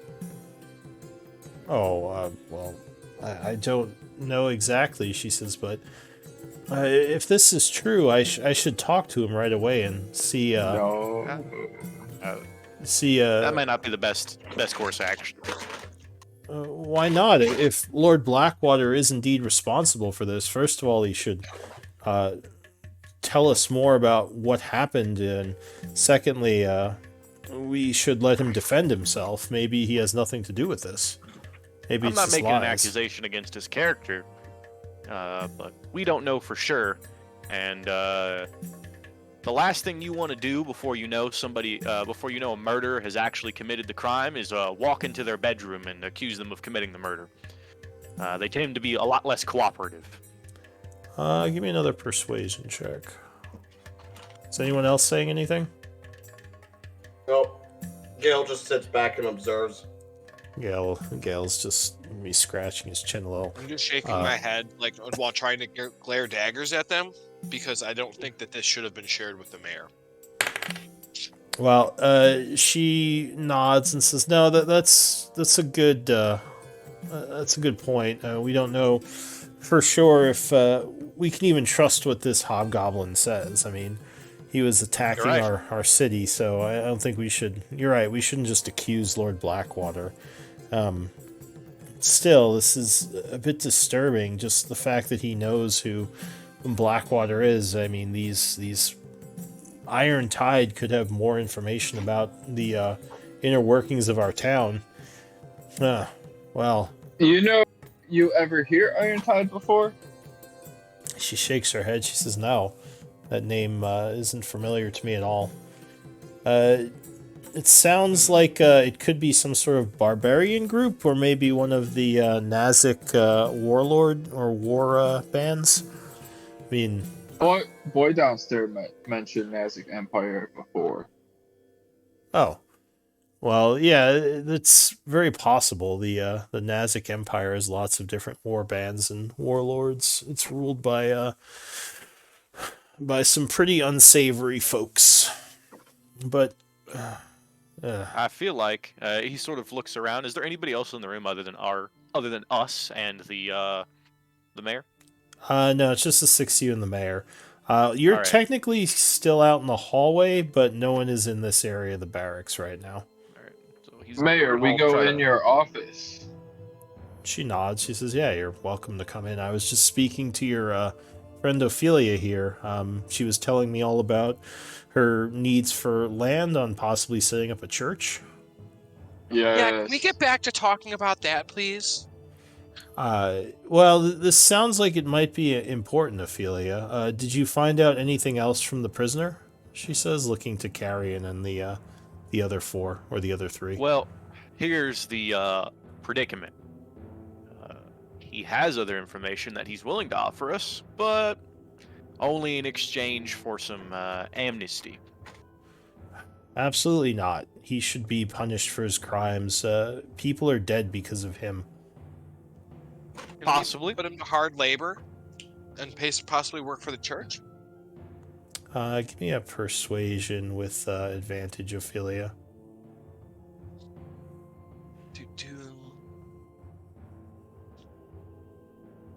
She says, "Well, Oh, well, there you go. I suppose, it just." We might as well make him useful. If rather than him just sitting away, we might as well get some labor out of him. She says, "Well," And that he can view that as a little bit of amnesty, and then he would also get to go outside and he could do things to better the town. So he can pay for his crimes by actually making amends. I think that Paler would see that as justice. Can I pull on Carrion's coat? Like I want to whisper something into his ear. Go ahead. Sure. What do you whisper to him? Maybe he lead us to meet with Orchard, and we negotiate peace between Mayor and Orchard, and Mayor Hero, and even more famous, so my signature worth more. Carrion sort of nods. That could be a good idea. And I'm done. So she still seems a little bit conflicted. She says, I can see the benefit of having him do hard labor and getting more information out of him. I just don't know if it would be right to the families who have lost loved ones because of this siege. I think they'd want to see justice done." What is justice?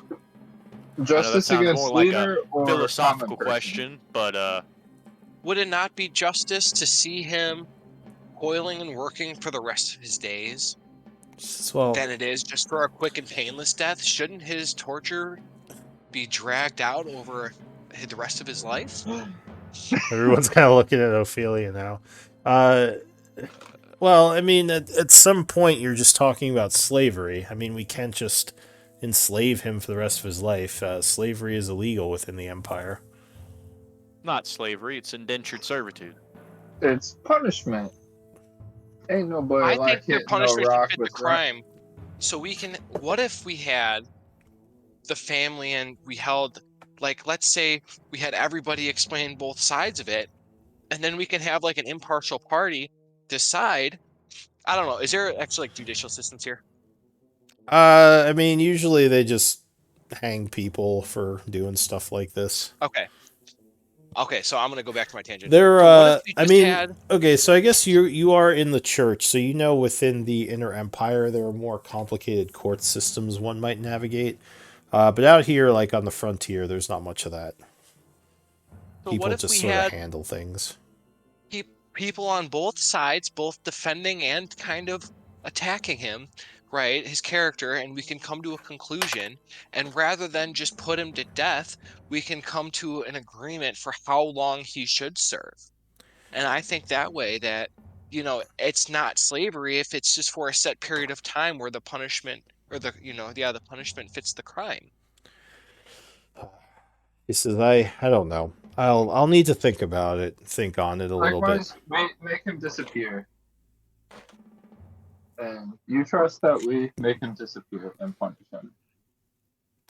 And if things go well, maybe he can get treated a bit better. And if things go worse, then maybe then we can talk about the death penalty.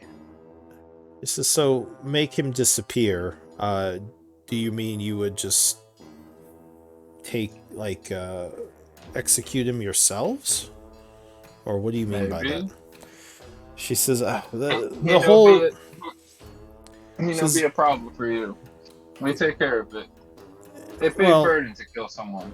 It's a burden, but it's the... That is not Paylor's guidance, Clank. Oh. She says it... Sorry, I'm still learning. Putting him to death would bring some closure to the people who've suffered because of the Iron Tide, but let me think on it, she says. I don't want to give any guarantees now, but I'll give you my answer tomorrow.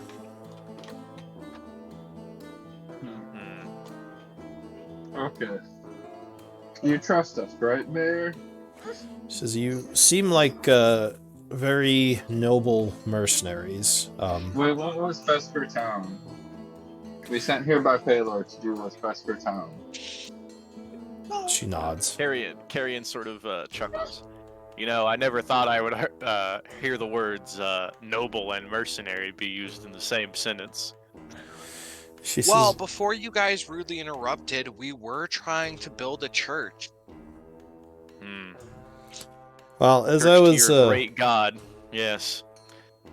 She says, as I was explaining, Ophelia, if you all end up helping us out, we would be happy to reward you with some extra land.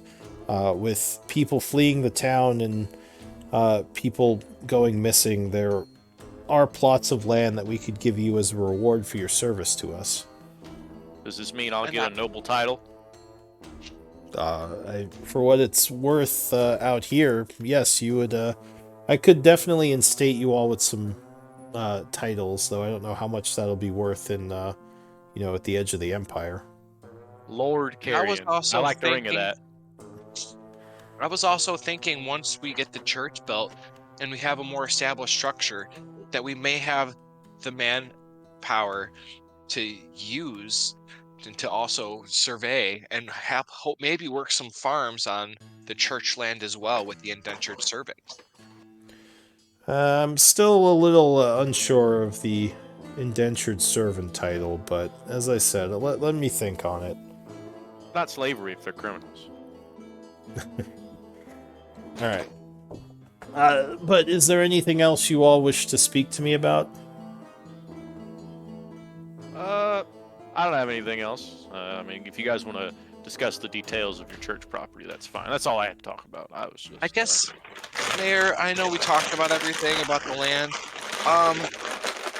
If you're able to talk with some builders, and maybe we can find out how much it would cost to build a church and draft plans, and you could let me know once you find that out, I would appreciate that as well.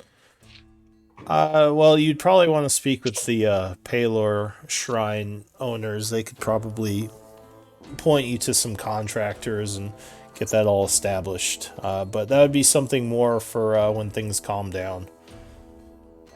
Oh, yes, of course. Mayor, have you heard of the Phoenix Guild? Those are the wizards, the keepers of magic, aren't they? In the capital? They're not located. There's nobody here in town. She says, not to my knowledge. I think there's an old man in the market who moved here recently, who had spoken of some knowledge of the Phoenix Guild. I don't know much about him though. He seems polite. Doru may know. Yeah, maybe that's his name, Doru. Oh yeah, I just spoke with him the other day. Oh yeah, thank you so much. Yeah, maybe he knows more about them. He seems like he might be a wizard type. I was thinking since, some of these bandits attacks and stuff like that, that they may be able to help with the attack. So I thought about writing a letter to them. Oh, yeah, maybe if you can get some support from the Phoenix Guild, that's always, wizards can certainly be handy with their magic. Though, just be careful about casting spells in town. Makes of course. I don't want to scare the villagers. Exactly, she says. All right, well, thank you so much, Mayor. Paylor bless you. Yeah, Paylor bless you all as well. And if you find out any more information... I resent that. Everyone looks at Carrion, maybe. But she says, whatever deity you worship, then, Carrion.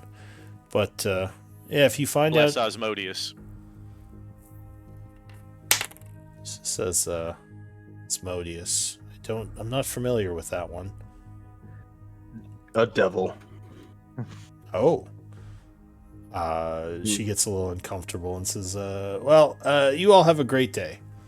Technically, he's my, no, never mind. You too, ma'am. Alright, so are you leaving? Maybe hit me up again sometime when all this is over. He gives her a wink, and then he heads for the door. Struts out of the room very confidently. Give me a persuasion at disadvantage.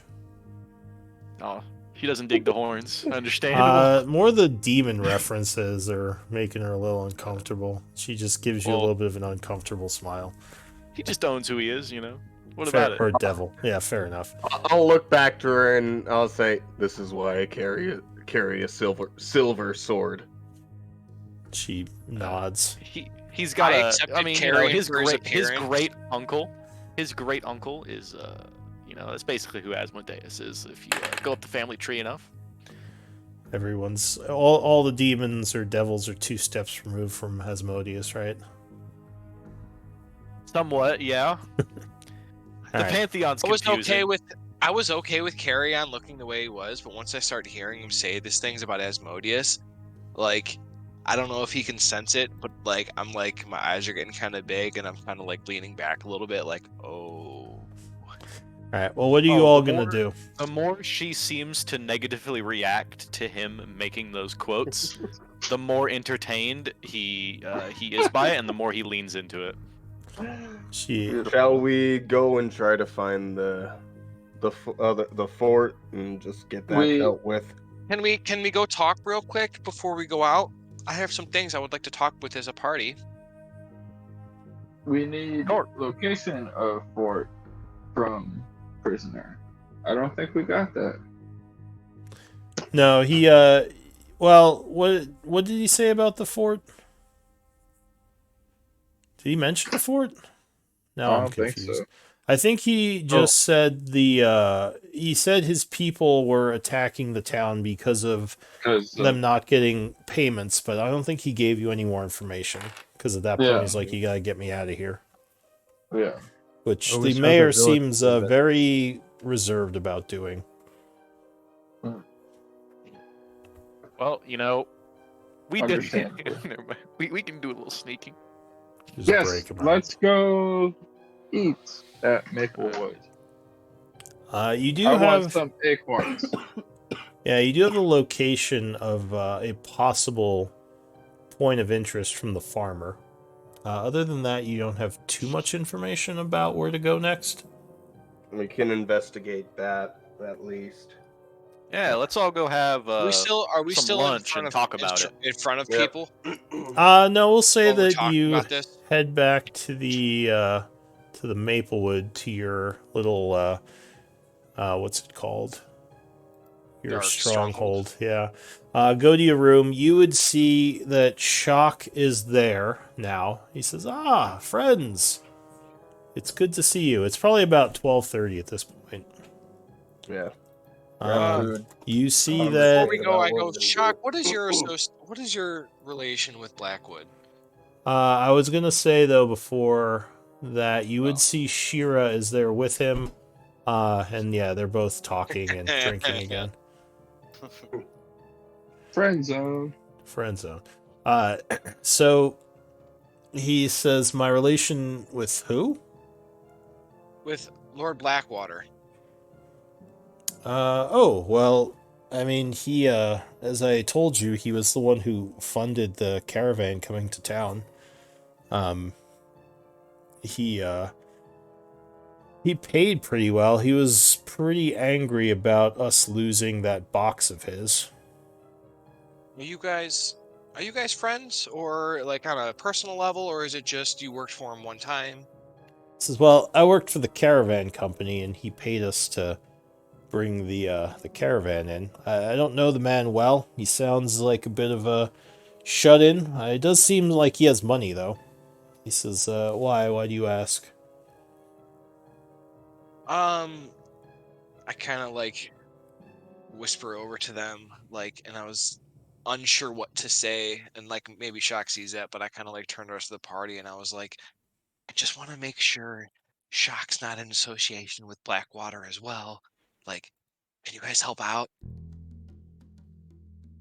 I guess some of Maybe. you haven't seen Shock yet. But you'll have to pay me. Yeah, okay, I'll pay you. Hey, there you go. See,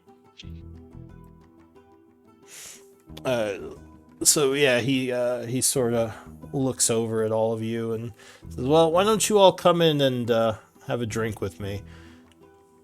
Apparently, he did I'm not much hear. of a drinker. So, Marcus, you want drink? Shock, I need to be able to trust you. And there are many things happening now which I'm unsure of about who to trust, about everything going on. And I just needed to make sure your association with Blackwater was only a financial one. And there's nothing more personal. You He have no says, ties. "No, I don't have any ties to the man. Like I said, I was bringing the stuff here as a job. Is there something? Is there something? Do I know if he's lying? You can give me a insight. Yeah, you don't really get the sense he's lying to you. Okay. Well, at that point, then I feel comfortable letting him in on our conversation. So you kind of tell him what the hobgoblin told you. I wasn't there for the hobgoblin, but I can tell him what I found out about the church, because I need to relay that information to the rest of the party. Well, you did hear Carrion tell the mayor I about guess what at the very hobgoblin. end. Yeah. Oh, okay. So, I'm just gonna relay the rest of the information to the guild about what's going on with Blackwater, and the fact that some of Blackwater's men are also staying here at the Maplewood, and that we may want to go possibly investigate some of the rooms and see if there's anything nefarious going on in our inn specifically. Shock shrugs. He says, "I suppose it could be good to look into that." Yeah. But I also make sure the door is locked, by the way, as I glance over. Yeah, it's closed and locked. At least as far as you can tell. But he would say, "So you sure you can trust what this hobgoblin said, that Lord Blackwater is actually responsible for bringing them in?" Hobgoblin have no reason to lie to us. Oh, he also doesn't know about our meeting with Blackwater, right? I think you told him. You mentioned it to him. So he knows. So I think if we also tell him that he has connections with necromancy, something we're uncomfortable with, same thing our conversation from earlier, fill him in about that as well. All right, so you tell him this. He's like, yeah, that is strange. Though from what I've heard of Blackwater, he is a bit of a scholar. So just because he has books on it doesn't necessarily mean he is a necromancer. He says, what about the thing that the dad told you? He says, have you looked into that yet? This other farm? We get We there. have not yet. We were just getting ready to go explore it. If you're able to, Shock, would you be able to investigate the Maplewood while we're gone and possibly see if you can turn up some information? You and Shira can possibly be on the down low and try to see if you can find out any information from some of the mercenaries staying here about Blackwater. So Shiro would kind of look at Shock and smile and nod and says, yeah, as long as you can take care of my brother and make sure he doesn't get killed. I'll make sure I take care of him. I know he can be a handful. You've had him for your whole life. I've only had him for a few days. I can imagine your stress, Shira. Do not worry. She smiles and nods. Shock says, yeah, we'll look into it. I know that, like you said, he has people who hang out here.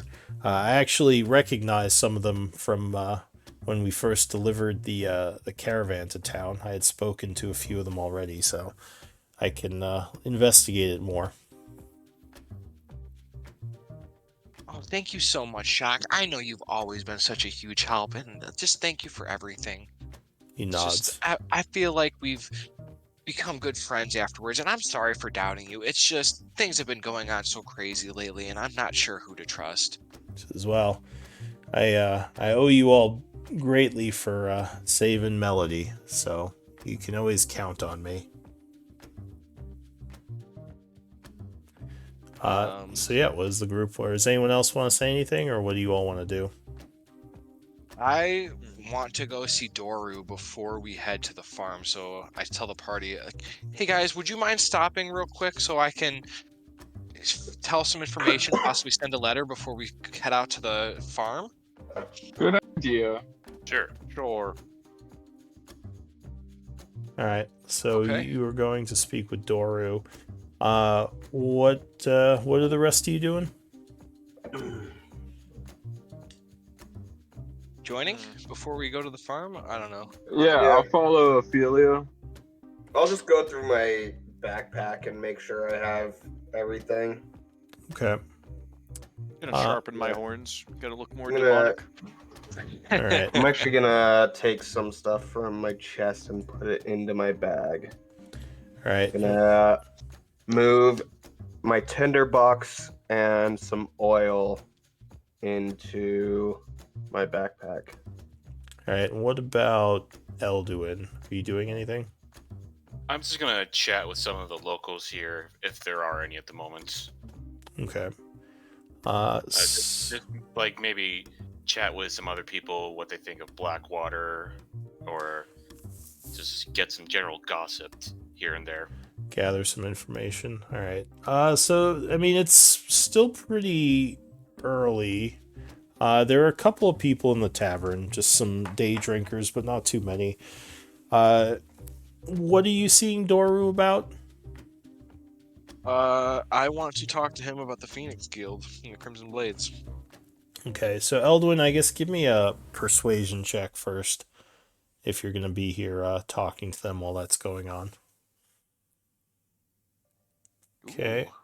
So, I mean, at least from the people you talk to here, the Blackwater, Lord Blackwater has always been sort of an enigma in town. He is kind of off-putting, doesn't talk to people much, and just sort of keeps to himself, but the people do appreciate all the donations he makes to the town. So, he doesn't necessarily have a good or bad reputation, it's sort of neutral. At least from what you get from these people. Let's see. So Ophelia. Doru is at his stand, as per usual. And I assume that you're all getting ready to head out of town after this, right? Yep. Yeah. Okay, so what are you saying to him? Say, hi, Doru! He says, "Oh, hello again. How are you?" How are you? Oh, I'm doing great. I have a quick question. Can I bother you for a second? "Oh, it's no bother, young one. What is it I can, what is your question?" Are you familiar with the Phoenix Guild and the Crimson Blades? "Oh, I'm familiar with both. Yes, I used to work in the academic arm of the Phoenix Guild, so I'm quite familiar with the ways of the Wizard Guild. The Crimson Blade, not as much, but I know of them." Um, well, I don't know. This is gonna sound really weird, but what if someone was using magic wrong, how would we go about sending them a letter so they might be able to know? Who is there someone in particular that you think is using magic wrong? Do you mean someone unlicensed casting spells? Or maybe casting some dark arts that shouldn't be cast? So, well, that could be a serious charge, but And I don't know if it's true or not, but I just have my doubts. says, well, it's not often good to just accuse people of using dark magics. It should probably be looked into before any accusations are made. Who do you think is? Isn't that what the Phoenix Guild would be for, though, so they could look into it? Says, well, there's a bit of a complicated answer to that. It sort of depends on what is happening exactly and where it's happening. Unfortunately, in places like this on the border, it's hard to get people out here, as it's not considered part of the main parts of the empire. Though it's possible that someone could be called over. Unfortunately, I don't have a good way of getting in touch with them. You might want to travel to Highguard, as they have an office there, and you could speak with them there about maybe looking into whoever you think is doing this. Um, well, the only problem with that, Doro, is that's going to take so much time, and we're trying to defend the town, and we have some other activities going on. Hmm. Would you be able to go in my stead, and I can pay you for the services? Since you already have a connection with them, you seem like the most reasonable one to me. Who do you think is doing this, if you don't mind me asking? Um, I'm hesitant to say because it's a person with power. Says, well, I you'd have to tell me if I was going to tell them to investigate someone. So, Doro, can I trust you? Like, you care about the betterment of the town, even if it might hurt some people in particular, but it's good for the benefit of everyone? Because of course, I have family who lives here. I'm very much wanting what's best for this place. Well, okay. I guess my concern is it has to do with Blackwater. And again, it feels like I feel so bad because it's totally unfounded. And all I'm really basing it on is I found a bunch of necromancy books in his house, and I just know Paylor would frown upon it if I didn't do anything I could just to make sure nothing bad was happening. If it was purely for academic purposes, that would be okay. But the problem is I don't know. Says, well, the knowledge pursuit of necromancy, while taboo, is not something one would get arrested for per se. Just having those books would not necessarily be against any of the laws of the Phoenix Guild. Lord Blackwater has been involved in a lot of archaeological digs, so those could just be items from his collections. I know, and I feel bad, but I just would feel so much more at ease if we could at least let them know. Give me a What his persuasion check. archaeological digs about? Everybody say he dig archaeological, but I don't know what he dig for. Oh, I'm so sorry, Doru. This is my friend Clank. He's also part of the Holy Trinity. Says, a Kenku, well met. I see you have Oh, Matt. quite a few interesting. Now, is Carrion and Galwari there as well? I would assume. Okay. So he says, you have quite the interesting group of people with you. I also introduced them as well. Oh yeah, this is Carrie and this is Gail. Yes, I'm so sorry, guys. Like, I just don't. I sometimes I do that. I need to work on my people skills. I know. This is Shatter Kai as well as a Tiefling. Yes, the Holy Trinity seems quite diverse. It is good to meet all of you. You There too, a reason Dor. for that peculiarity about my form? Sorry, what'd you say? Is there a reason for that peculiarity about my form? He says, no, it's just I don't often see Tieflings within the Empire outside of maybe the capital and a few other places. It's, says, I know you must have to deal with a lot because of your heritage. Can't be easy. It never was, but you learn to live with it. He says, Diversity makes strong team. I've known a few very talented Tieflings in my time at the university. They have quite the penchant for magical abilities. So You could say that. I dabble myself. Oh, are you a wizard of the are you a wizard of the Phoenix Guild? I'm not exactly associated with any organization other than myself. Oh, I assume you have a license to practice magic, though. No, absolutely not. I don't ascribe myself to any government organizations. Oh, well, I would be careful who you shared that with. They can be quite insistent that all the magic users are licensed, though it's unlikely anyone would give you any issue in a border town like this, but if you do decide to travel deeper into the Empire, it's something to keep an eye out for. Taxation is theft.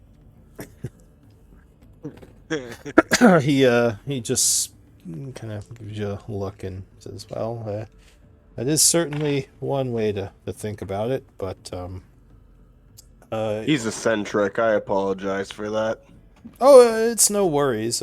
You all have done a lot for this town, so I appreciate all of your hard work. Well, listen, I'm sorry, but I don't know if it's a good idea, Ophelia, for me to be going to Highguard to accuse Blackwater of anything without more evidence. If you can get me more information other than just seeing some questionable books in his library, I can maybe pursue this more.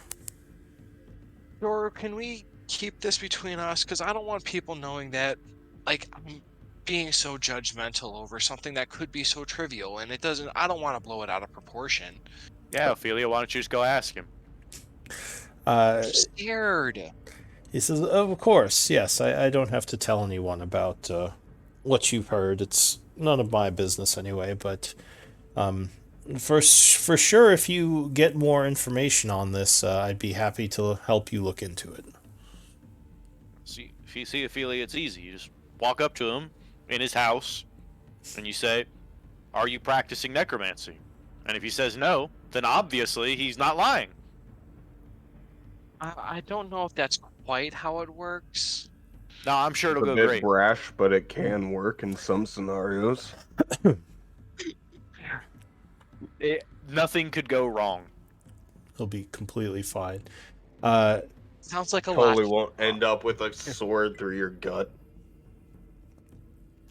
Well, is there anything else I can help you with, young one? So I know. Well, Clank did have some questions earlier about archaeological digs. He looks over to Clank. He says, well, Lord Blackwater has gone on quite a few expeditions. Was there one in particular you wanted to ask about? Why he go on so many expeditions, and why out here? Says, well, there are a lot of ruins to some of the old dwarven empires that used to exist in this area. The Tharian Empire, for one, you can see surviving buildings thanks to their great architecture. The towers at the edges of town are all dwarven Tharian structures, as well as the town hall itself. And there are quite a few other ruins scattered about the plains here that he has looked into. And those just in this area. That makes sense. You know what he want from expeditions? Besides knowledge, is there particular items? He says, no, I mean, each expedition was for a different reason, but you'd have to ask him if you want more details. Very good. I consult for him sometimes for a smaller fee, but I don't actually go on any of the expeditions with him. Very good. Thank you very much, Doru. He nods. He says, safe travels to you all. You Thank you, as Doro. well. Paler, bless you. All right, so where is the group going? Got the I rest guess of we them have over one here. lead left. Yeah. Check out the farm on the western part of, or to the west of the town. Yeah, Yeah. the western fringes. Yeah. All right, so heading out, the guards would say, be cautious. We have spotted some of their people moving around in the distance, so we're not sure how safe the area is. I'm sure it's fine, you know. He nods. He says, well, if you need any help, don't be afraid to retreat to the town fences. All right, so I'm not much of a sprinter myself. So you're heading out. Let's go Sure. find anything that could give us a direction towards the fort, or should we go and investigate the farmer's tip first? Are they not one and the same? I'm partial for a Could tip be. myself. Yeah. Let's head out to that because I thought they were one and the same. Yeah, I think that's your only piece of info right now. Yeah. So let's go out All there. right, then let's go do that. Unless you want to try to get that guy out of prison, he might have more. Give me give me a survival check to try to move through. Are you gonna? Well, I should ask. Are you gonna go along the path, or do you want to try to do some trailblazing? I'm down for trailblazing because I want to tell the party too while we're traveling we should keep our eyes out for medicinal herbs to bring back Cool. to Melody. I could also use some of those myself. So if you're traveling through the wooded area, yeah, I will need a survival check. Yeah, I can do that. I'll take up to 2 from the group. And because we aren't tracking Fey, You Fiends, don't or want one from Undead, me. natural 20 for a 23. Good. Right. Are you trying to move stealthily or just quickly to get there? Do we know approximately how far out it is? So, from what you got from the farmer, it sounds like it's about 5 miles down the road on the southern edge of the southern part of the road. Do we Let's say want the to take a first day 4 to get miles. there? First 4 miles would be quick, and the last mile would be quiet. If that's okay with the party. Yeah, let's go Okay. with that. Alright. That makes And sense. I'll also be keeping my eye out for medicinal herbs and other things that may catch my interest. Alright, so what is the highest passive perception in the group as you move through the forest? I have a 15. Mine would be 13. 13. 10. Okay. So as you're moving down the road, kind of off to the south quickly, you kind of come around some wooded area, and you hear noise up ahead. Sounds like maybe some talking. You don't see anything yet because the road kind of curves through a wooded area.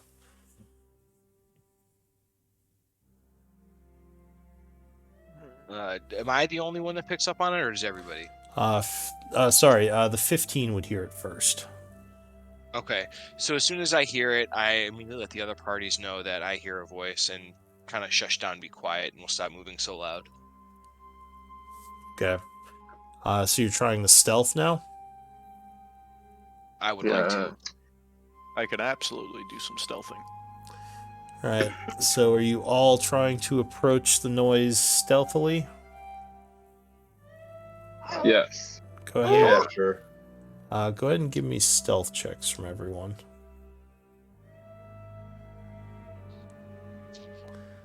Bit of a mix of stealth rolls there. Sorry. Oh my god, I rolled so terribly. Clang, Yeah, clang, clang. So did I. Clank, Yeah, clank. apparently I'm in heavy armor still. Okay. Yeah. Is that everyone? I still have disadvantage because of my exhaustion. Oh my god. Just sleep, bro. What's the deal? I haven't had time. More. And you have heavy armor. All right. So as you're moving down the road, kind of using the trees to stealth, you don't see them yet, but they suddenly go quiet. And you think you might recognize... does anyone speak Goblinoid? Yeah, I do. I speak Goblin. So you would probably have recognized the language as Goblinoid as you got closer. Though you don't hear them talking anymore. And you still don't see them. I pull out my light crossbow. I'll pull out a dagger just to be. Somebody in this party For speaks now. Infernal, right? I remember somebody speaking to me Infernal. Yeah, do that.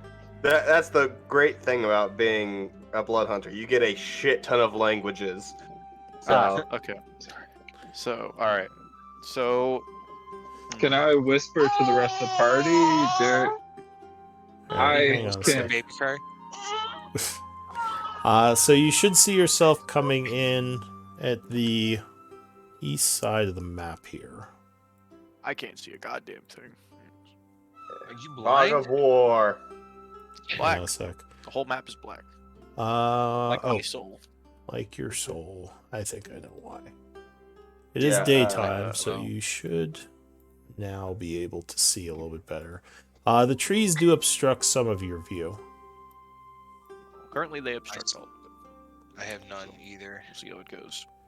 Oh, now we can see. We are Yep. seeing. Vision is possible. Ophelia, Clank, Oh, there we go. Yep. and Carrion Marcus. is going to look to Gale and whisper in Infernal. What is it? You want me to go up ahead and look out for it? So the sound came from, last you heard it, kind of came from this area over here. And as Gotcha. you were coming down the road, you can't really see well through the trees. It just kind of went quiet. I'll whisper back to Carrion and Infernal. Goblins. They're goblins. Maybe a few of them. Can't tell it how many exactly. Just be on guard.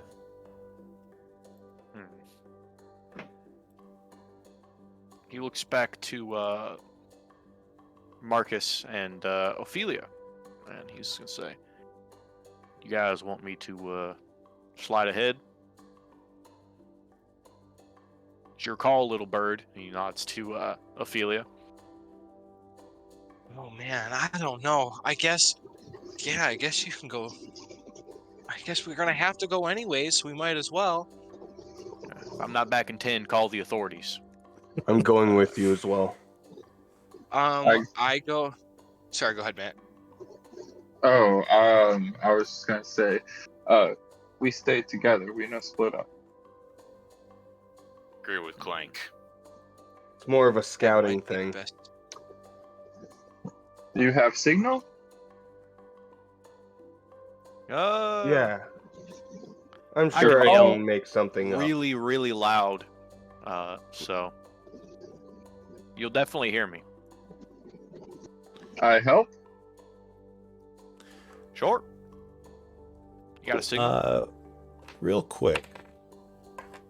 You start to hear movement in the brush over here. That would be 13 or over for passive perception. You think you hear something moving around over here. So I'm I gonna- immediately point out to where I hear it coming from to the rest of the party. Yeah, We hide. Guys, over there.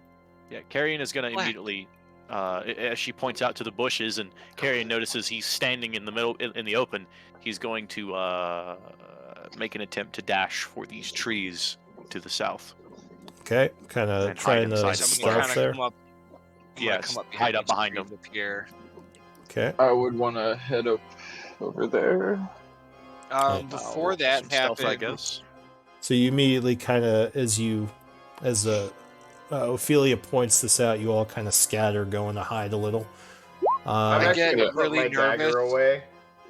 I get really nervous as this is happening, and I cast Emboldening Bond before we even start this. And I am going to cast it on Marcus and Gale. I'm gonna put my dagger away, and I'm just gonna say fuck it. I'm gonna take another step out. I'm just gonna call out in Goblin. We mean no harm. We just seek passage. Give me persuasion or deception, your choice. Nice. Nice. So you see, You get a D4 to this, by the way, as well. Gale step I'm gonna take forward that. and start saying something in a language you don't understand. Total 14. Do you have any weapons out? Any of you? I put my stuff away. So you kind of are I- walking with your hands up or something? Yep. All right. Carrion has his bow out. Let me put my marker on myself for that. So You're also stealth. So a guy kind of appears from the bushes here. He has a crossbow, and he is aiming it at you. He says, "Don't you move, or I'll shoot you dead." Fair enough. He says that in common. Okay. I was about to say. So I'll switch back into common. Yeah, This there is, we go. Okay. Who are you all? What are you doing out here? Oh, I guess I have a shield. Well, we're just looking for passage. We're trying to find some herbs and some information. What did you get on your stealth, Carrion? I got 22? a 22 when I dove into the bushes to hide. Alright, so you were very well hidden. What is your passive perception, Gale? Passive is 13. Okay. So you would see that this bandit has this crossbow. You also notice he has a short sword at his side, and on his armor, you would notice the mark of the Iron Tide. Leather patch. All right, so that's the mage hunters. No, the Iron Tide are the ones. They're the banditos. Yeah, they're the bandits. They're the guys who I was thinking of the who you were Phoenix. questioning in the jail cell. Is that the brand or the sigil that I that caught me earlier for Blackwater? Yes. Well, it's the one that his the box that you took had on it. Yeah. Yeah. So you would now you wouldn't see anything, but you would hear a bunch of movement in the trees here. All right. Is anyone else hiding? I am Ophelia. Ophelia. What did you get on your This is stealth? Clank. 7. Okay. 20. Clank is trying. Well, you have heavy armor on, so you got a 7 according to the roll there. Dumb. Making- So you and making I some are noise. Stealthy. So That guy makes sense. comes out of the brush here, and he would say, he walks out and he says, "It's him. It's the one who stole from us." Looking at you, Gale. Mhm. He says, "You got a lot of nerve showing your face here again." A lot of people would say that about me in a lot of places. Says, "Take him out." Give me initiative rolls. Oh boy, I love initiative rolls. My favorite. Fucking knew The this was best type happening. of What a rolls. surprise. 15.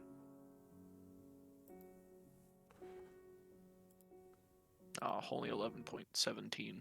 Oh man, this is like the first time I got below a 15 on an initiative roll. I just can't wait till I get that that sweet swashbuckler initiative bonus. Are you all on the initiative tracker? Remember, you have to make sure Oh. your token is highlighted or it won't count the roll. Shit, that was me. All right. Change that to 15 because that's the first one I rolled. He's gonna be so So I bad. would have liked Oh. that 21. All right. So the first act, as he yells, "Get him," is actually going to be this Can I- guy. Or yeah. Can I use a reaction just to bamf back a few feet? He would get to go first because of initiative. But once your turn goes, you can set those up and everything. So before you bamf, he would react first. He is going to pull out. Well, he has 2 daggers in his hand.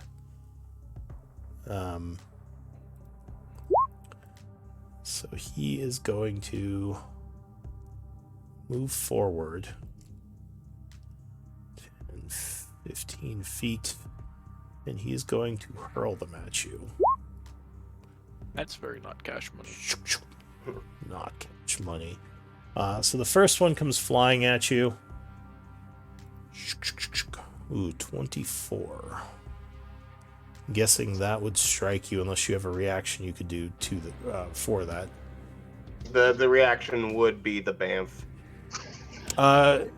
Would that prevent the hit, or like would you bamf as a reaction to being hit? It would be to get out of the way, but no, it's a bonus action. Never mind.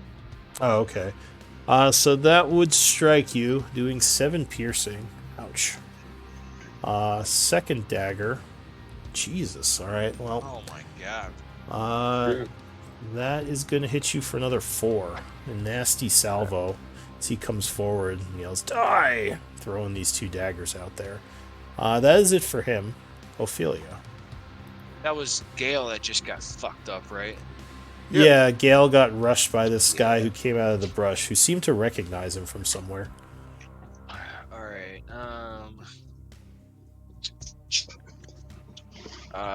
I am going to cast Bless. Boop, boop, boop, boop. Let me link it.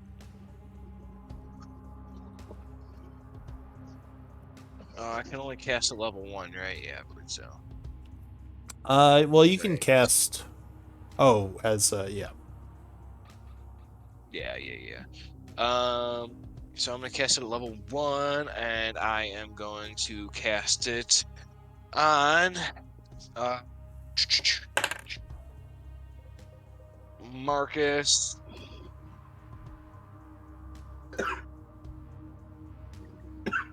Marcus, Gale and Elduin. Marcus, Gale, and Elduin. Marcus and Gale also have emboldening bond on them right now as well. FYI. So they got the 2d4s to all their attack rolls. Okay, so you guys can mark yourself with that as well. Go ahead and mark your. Well, yeah, mark yourself as. Oh, wait, never mind. I think I can just click this. Yeah, so you're concentrating. All right, so you cast Bless as holy energy sort of engulfs the 3 of you. And I get mad and I say, "Leave him alone!" as I kind of rush out and right in front of him. Okay. And then what I see? Do I see that hobgoblin over there now? Yes, he And I is say- in the bushes with his longbow. I say, "There's another one in the trees," and I point him out.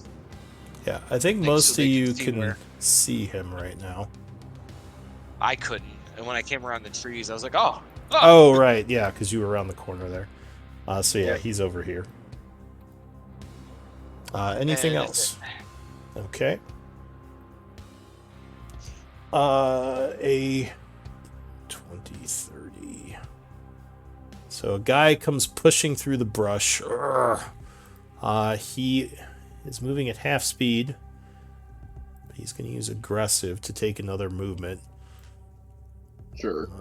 15, 20, 30. So he rushes towards you, Ophelia. He can't quite get to you. He's not going to take another dash because he won't be able to attack it anyway. So he's going to dodge as he kind of rushes forward, trying to be cautious. Elduin. Alrighty, so I'm gonna go into a rage, Yeah. All right. and raging out. let's see. oh, actually backed out." So, and then I'm gonna try. Yeah, that'll work.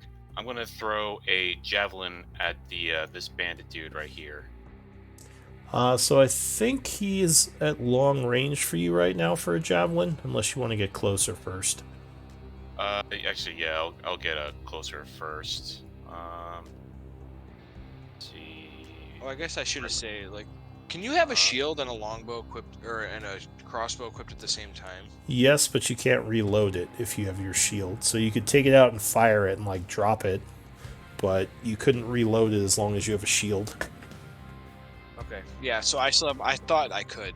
I still have a crossbow in my hands because I was running back before I dashed forward. But All right. fair enough. So you rush Thank you, up. sorry. No, that's fine. Pulling a javelin off your back and hurling it at this guy.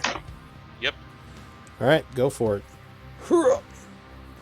Oh yeah, 18 will strike, getting past his leather armor, his studded leather. He takes a spear to the or a javelin to the shoulder. How much do you do to him? 5 piercing. Then added 2 with rage damage as well. Is that the throne as well? Oh, does it have to be a melee? Let me double check. Where's the benefit? Melee weapon attack using strength. Yeah, so you wouldn't get it for the throw. Okay, that's all. That's all good then. But he does take the 5 damage as he takes a javelin to the shoulder. Luckily, his armor absorbed most of it. Anything else? Nope, that'll be it. All right, Gale Wari, what do you want to do? I'm gonna just go over to Ophelia, or I'm gonna having Ophelia run in front of me. I'm just gonna say to her, "Sorry in advance," and I'm just gonna slash my hand as I pull out the silver sword. I'm gonna take 1d4 damage. So I take 2 points of damage as my sword glows a light with flame. And then there is room right here, right?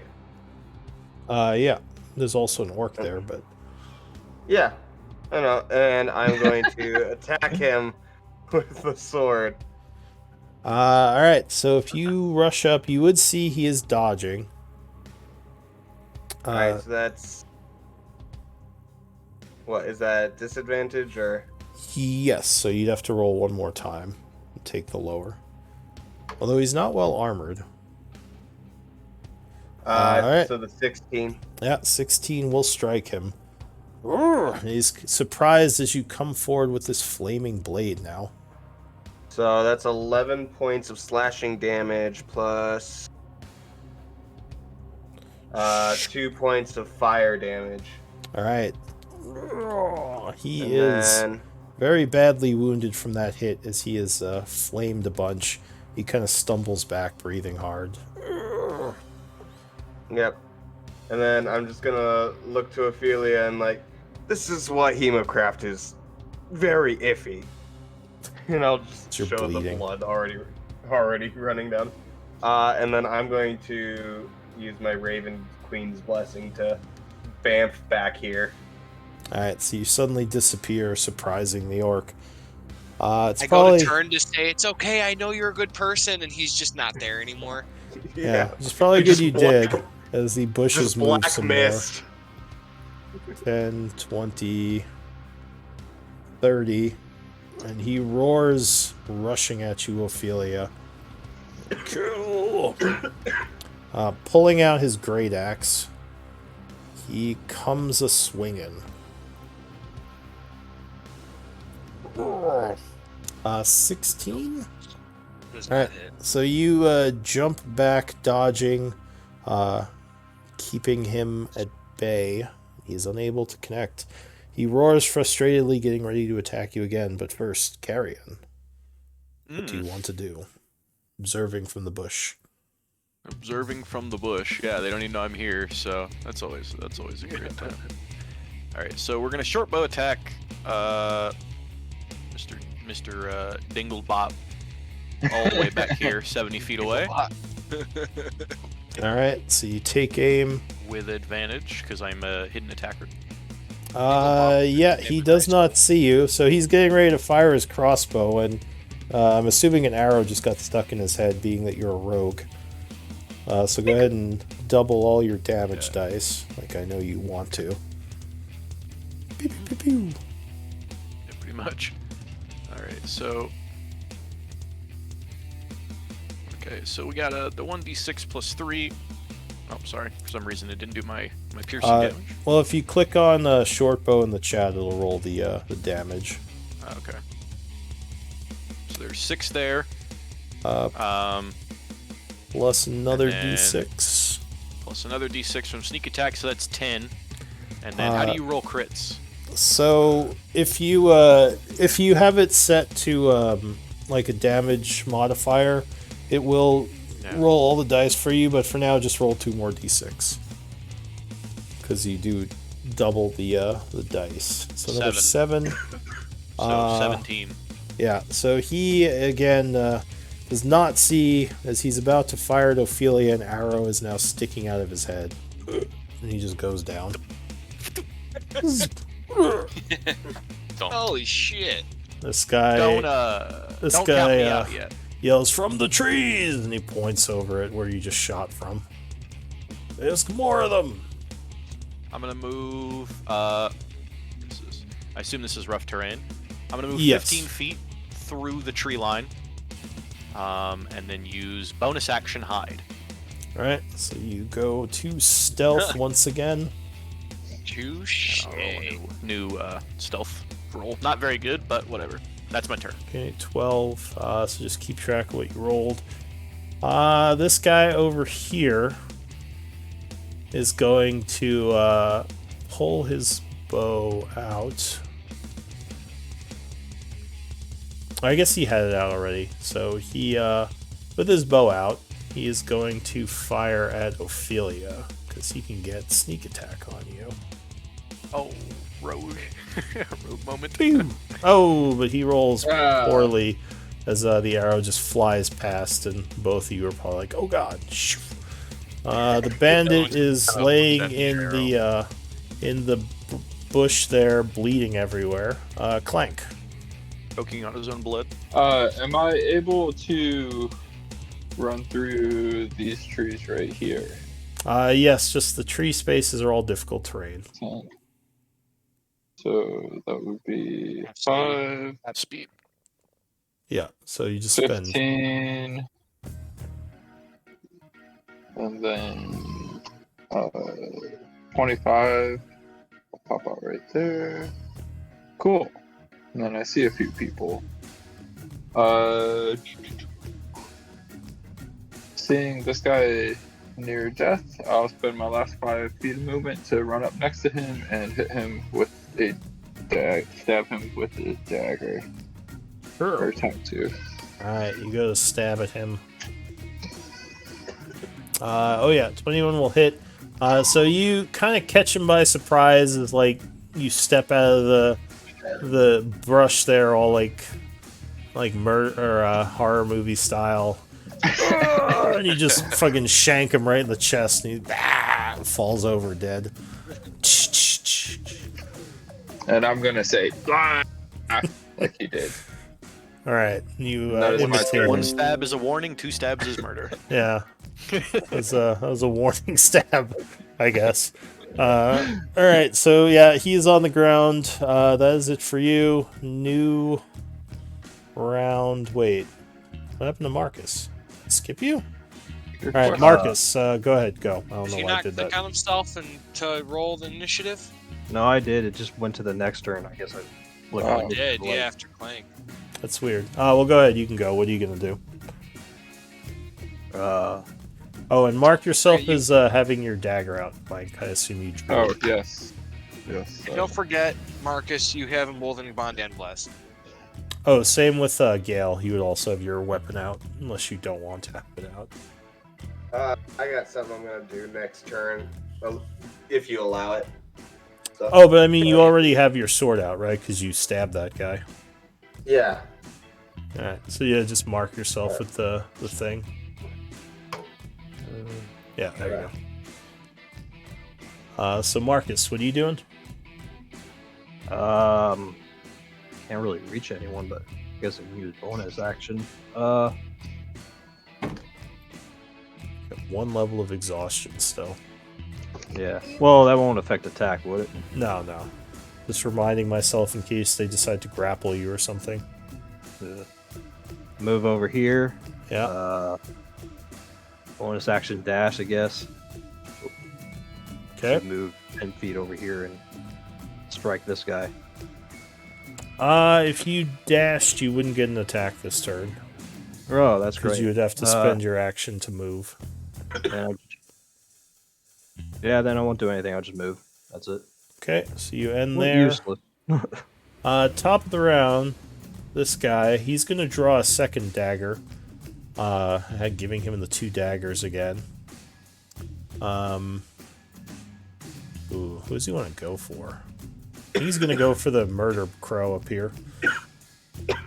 Like, hey, what the fuck you doing to my friend? And he's going to go stabby. Aha. Oh, that second one hit. Alright, so you're like, block the first one as he like spins around and stabs you for 5. Ugh. And he gets you off guard with that second strike. He says, I'm gonna have some turkey for dinner. Haha. Eldon could have yelled that to him. That's not a turkey, you dumbass. Who said that? Alright, that's it for him. Ophelia. It's like Thor. Dumbass! Can I move to here without taking opportunity? Yeah, as long as you don't leave any enemies threatened square. Okay. So I say, leave him alone as I take my crossbow and I Okay. line up a shot at the guy that just attacked. You would be at disadvantage. Because you have the orc next to you. And he's a melee attacker. If I use an inspiration, would that just be at normal then? Yeah, that would be a normal shot. So, I don't want to do that though. Alright, well, screw that. I'm gonna cast a spell then. Alright, so you're gonna stow your bow and then cast? Do I need to stow my bow to cast? Clerics, that's right, I She think has your shield... War priest. She Well- doesn't need to, unless her shield is a casting focus. Yeah, I think Oh, I don't think clerics it is. can use their shield as a... If your symbol's on as an implement. I don't know if your symbol is on your shield.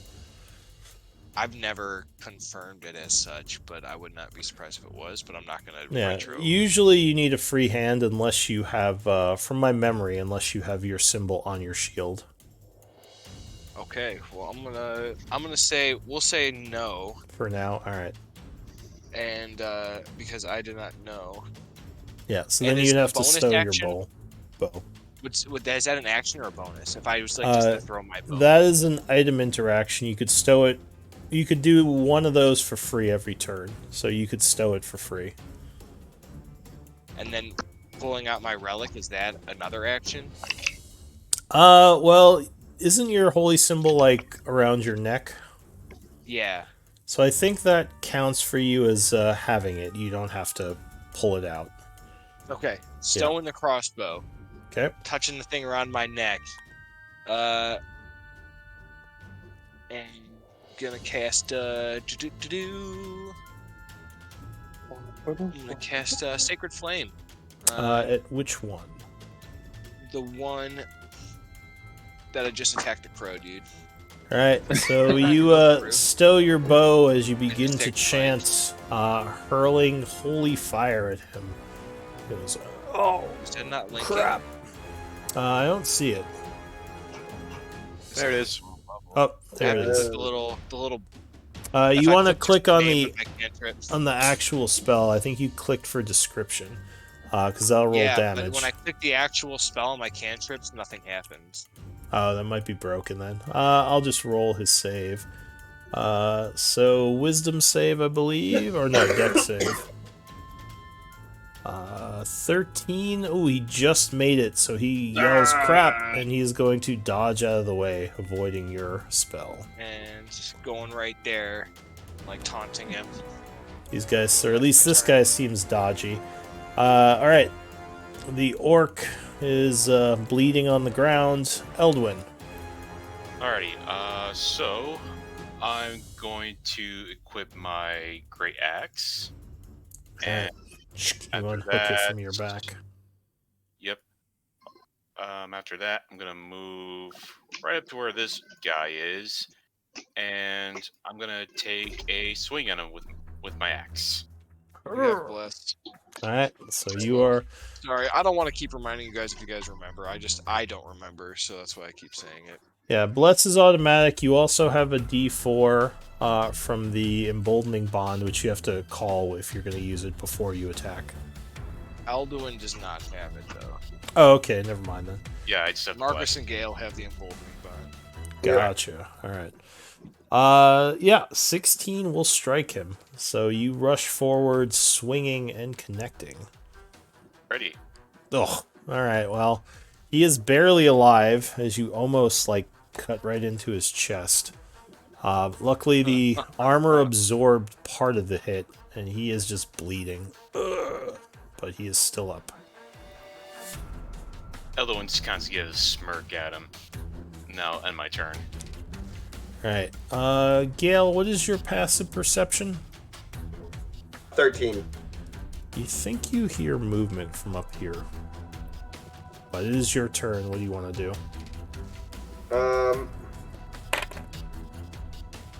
I'm gonna move over to right here.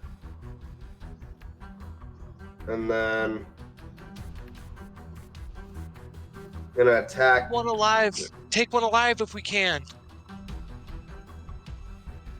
Alright, so you rush up and swing at this guy.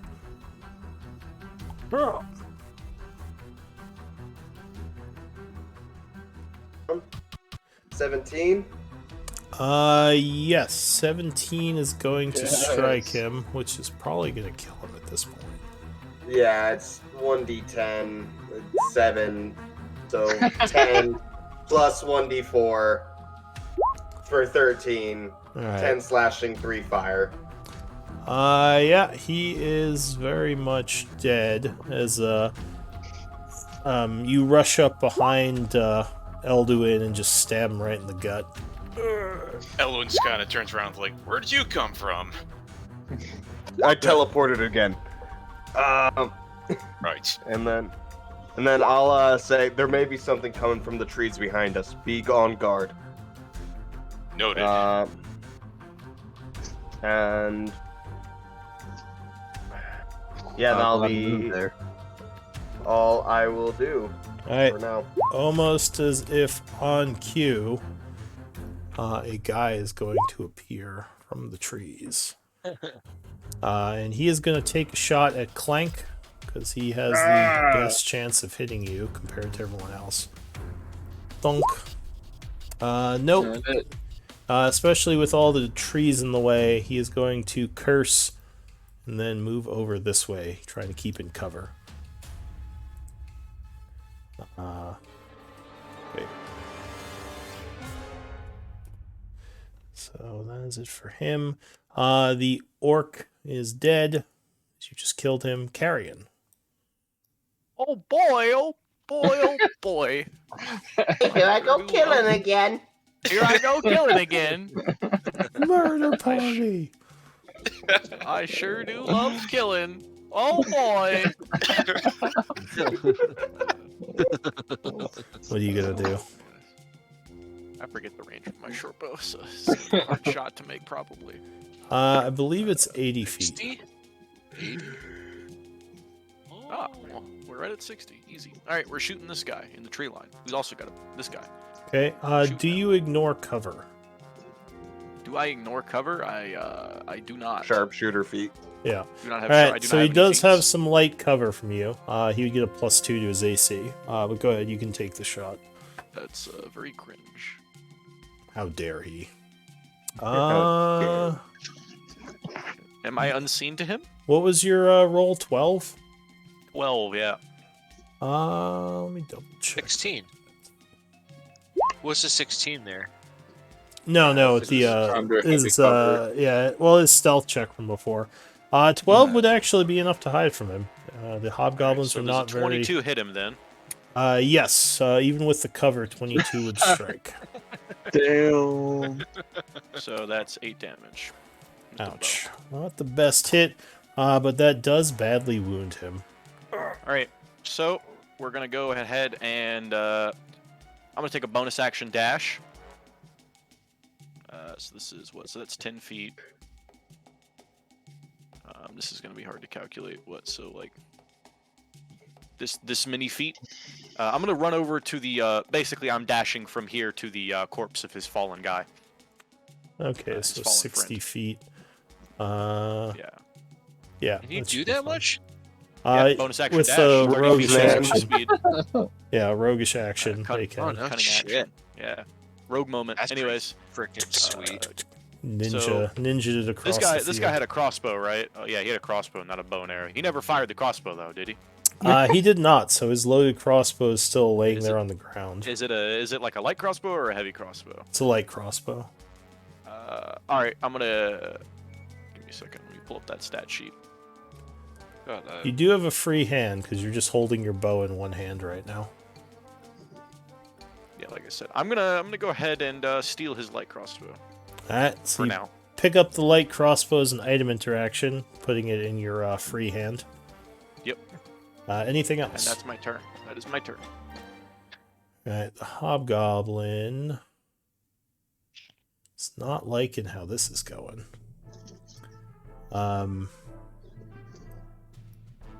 It's gonna move through the brush here. 10, 20, 30. Up to See there. through all these tree line. And he is gonna once again try to sneak attack, I think. He's gonna fire at Ophelia. Because, yeah, I think you're the only one who has someone adjacent. I guess he could go for Clank. Yeah, he's gonna go for Clank. He would. So he lines up a shot. Pew! Oh, but no, 16 is not enough, and the arrow would once again fly past. Clanks off of Clank. Clank, what are you gonna do? I am going to scoot right there. Get Yeah. the flank. And stab that guy Alright, with a dagger. so you take an attack on him. Are you attacking to kill or to disable? 16 will strike him. I assume he's not going to die from that. No, he takes 4, and he doesn't even look wounded yet. Yeah. And I will yell, 2 more behind me! And that is my turn. Alright, Marcus. Oh,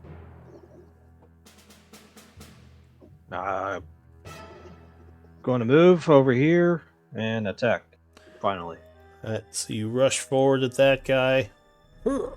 swinging your weapon. And you have 2d4s if you want to hit, Marcus. All right. You have to call the. So 20 is probably going to hit him regardless. The clank kind of distracts him. You come in for the slash. All right. Nice. Yeah. Ow. 10 points. He takes the hit, growls at you, still doesn't look wounded. This guy's tough. Anything else? Nope. Alright, new round. He goes. He's got some choices to make. I think he's gonna try to take down Clank because you at least look somewhat winded from the earlier attack. So he stabs at you. Ooh, 18. I think that hits. That is my AC, so that hits. So 4 piercing on the first attack. 15 will miss you though. And Clank, I think you drop below half, right? Yeah. So you're starting to He look looks wounded. wounded. Yep. Actually, Gale also looks wounded. Actually, Gale looks heavily wounded. Ophelia. Ooh. Trying to think, because we have a lot of. I feel like we got a lot still going on, and I don't want to burn through spells unless I have to, because I only have 2 more. So, I am going to first off just move around this guy to this side because I see the guy coming from the top, and I want to be the front line. Okay. And also distract him a little bit, and then I am going to. I guess I'm going to cast Toll of the Dead on the ranger dude, and Gale.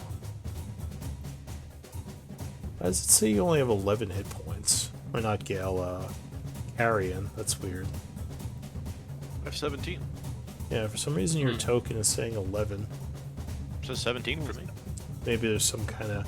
Oh, I know what it is. Never mind. Sorry, it's the dead bandit under you. He does say I'm 17. standing underneath a dead guy, yeah. That's why. All right. Yeah, so I was seeing the... Okay. Sorry, Ophelia. Go ahead. What are you doing? no, you Toll of the Dead on the ranger as I come back around here, and I taunt the bandit guy as I move around the other side to cover the flank from the guy coming up top. All right. So you're tolling the dead on the hobgoblin archer here? Correct. Okay. You will indeed try to not get melted by necrotic energy. Challenge. Well, apparently he does well and is resistant, taking no damage. That's my turn. Okay. Elduin. So Elduin's gonna. Whoops. I'm sorry. So. Trying to position myself right. He's gonna move over towards. Why can I not do this? Oh, that's why. So he's gonna move over towards where Clank, between where Clank and the bandit captain is. I have no idea why I can't move right now. Do you have the ruler selected by chance? Oh, I always do that. Nope. Sorry, it was just glitched out on me. That's all. I was just trying to count this out. Yep, that should be good enough. And after that, I'm gonna throw a javelin at the hobgoblin over there. Alright, so you rush over, hurling a javelin. It will be a disadvantage, I believe, because you have this guy next to you. Oof. I would yep. like to use the D4 from the bless to add to that. Alright, well, 7 is still not going to be enough, and it just kind of gets stuck in the trees over here. Ah, shit. Okay. Anything else? Let's see. Oh. No, that's it. Alright, Gale. I'm gonna pull out my dagger and put that in my offhand. I'm gonna get up to the captain right here, and I'm gonna make an attack. One attack with my longsword using the one-handed, and then I'll make the attack with my offhand with 2-weapon fighting. Alright, so you do have the flank on him, so +2 to those. Natural 20 on the sword. Nice. So that is... Now, is your fire sword still going? Yes, that's that's what I meant to use, is the silver sword. Yeah, that goes until I drop it. Okay. So that's 2d8. Yeah, if you click longsword, it should roll the 2d8 there. But yeah, the fire... Oh, jeez. So it's one-handed. Yep, so one-handed. 12 slashing damage. Plus... And 7, so 19. And the fire damage is what, d8 as well? Plus 2d4. It would be, because that would be doubled then. So an additional 2d4. 7 fire damage. Oof. So 26 damage. Ouch. Well, that definitely wounded him. And You bastard. And I still have my knife attack. Yeah, second attack. So that's without modifiers, so that's just 2d20. Taking the higher one. Oh, well, it's not, if you have flank, it's +2, it's not... +2. Okay, so, sorry then. Then the first one that landed was a 16, according to this. It added them instead. So that would be 18 to hit. 18, yeah, so 18 would strike. And then it is 1d4, an additional 2 piercing damage. Okay. Wait, was the first roll you made an advantage? Is that why I got a 25? Yeah. Or, no, that was... Yeah, I'm so used to... No, the first roll he made was his first roll. He made one roll. Yeah, no, that was just and one nat roll. 20 did. Oh, okay. I see. Yeah. All And right. he rolled a 16 and a 19. Yeah, and then It added them together for 16. some reason.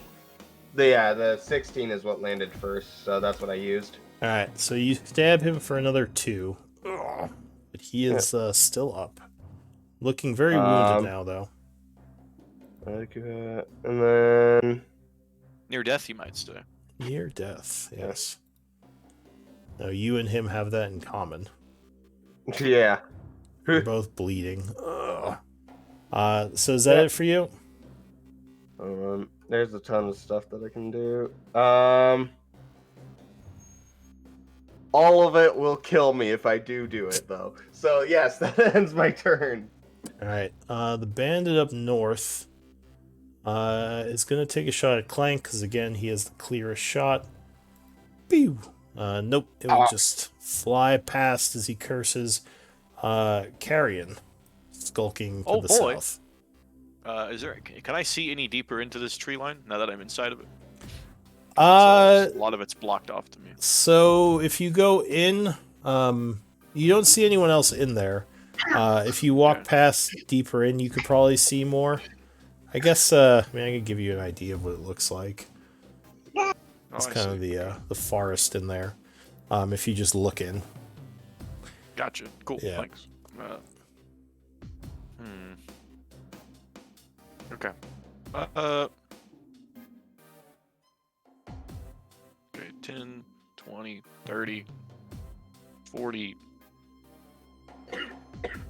50. All right, bonus action dash. We move this far so we can see Mr. Hobgoblin in the trees.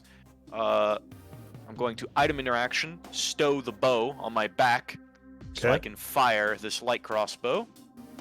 All right. So that's going to be 1d8 plus I think it should be just a ranged attack for you, right? I think Yep. you're proficient with crossbows, so. That's an 11. Oh, no, it would probably hit some of the cover here as he sees you shoot at him and is now kind of aiming back at you. Anything else? That is it. I'm gonna use my last 10 feet of movement to slip into here, Okay. deeper into the tree line. All right, that's it for my turn. The My attack missed. hobgoblin. I guess I'll discard the crossbow as well. Just throw it on the ground because it's empty now. Okay. This guy is going to, I think, take aim at you at this point. Mr. Raging Burbog. All right. He sees you have less armor on, so he might do better this way. Oh, geez, man, this guy is... no, he would still completely miss. Eldon just catches the arrow and just snaps it in his hand. Yeah. Got a new recruit here. Yeah, this guy is Battler. having a really bad day. I don't think he's rolled above a 5. So that's it for him. Clank. Stabby. Stabby. Who are you stabbing? The feller between everybody. All right, so the flanked guy. 23 will strike with the first attack. I only get one attack at All this right. level, but if it kills him, I'd much rather. It does not kill him. This guy is he's pretty strong. He's still hanging on. Anything else? I don't think I have anything else I can do. All right, Marcus. I'm gonna try and finish him off, I guess. All right, so you as well have flank, so +2 to the attack from Ophelia. I also get bond, right? For bless. For bless, yeah. I don't think you have emboldening bond. Oh. So D4. Right.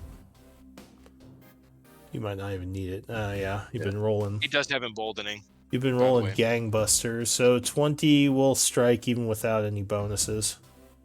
Right. Ouch. He is barely alive. Hanging on by a thread. Actually, yeah. What? That's crazy. Anything else? Nope. Alright, the captain goes. He is spitting up blood. He's gonna try to take Gale with him. Die! You weird looking elf. Just rude. That's just racist, bro. That's just racist. That's very rude. It's uncalled for. 18 versus AC. That would hit, yeah. Oh, you are struck for 6, which I think brings you down. That brings me down. Alright, so he stabs you, which you kind of go down clutching at your wound. He's then going to turn towards Marcus. 20? Yeah. Alright, so you are stabbed as well for 7. Damn. Die! That's it for him. Ophelia. Oh man. It's a fun part about. Let me double check this with you here. So my Oh geez, I just realized we're like 17 minutes over. Oh shoot! shoot. Tell me. All right, so why don't we put a pause here? Free content. Before we continue, I just have a quick question. Sure. What's up? It says so. My Balm of Peace, Channel Divinity. It says I can move up to my move speed without provoking opportunity attacks, and when I'm within 5 feet of any creature, I can restore their hit points. So I could just go in the entire circle around this bandit captain and heal the entire party. Yeah, as long as you're within 5 feet of anyone you're trying to heal. But we'll pick it up from you next time. Yeah, sounds good. Give me some whispers with your votes for MVP for the evening.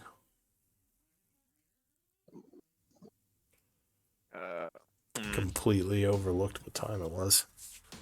Sorry. It's Okay, fine. Yeah, Oh, that's forget how to fine. do Just whisper. Booze. it is /W DM, right? space GM, and then the name. So basically, this without the parentheses. And I got 3 votes.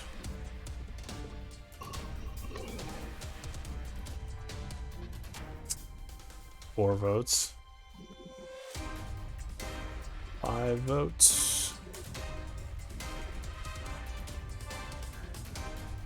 Oh, I forgot I have my DM inspiration from last. Should have used it.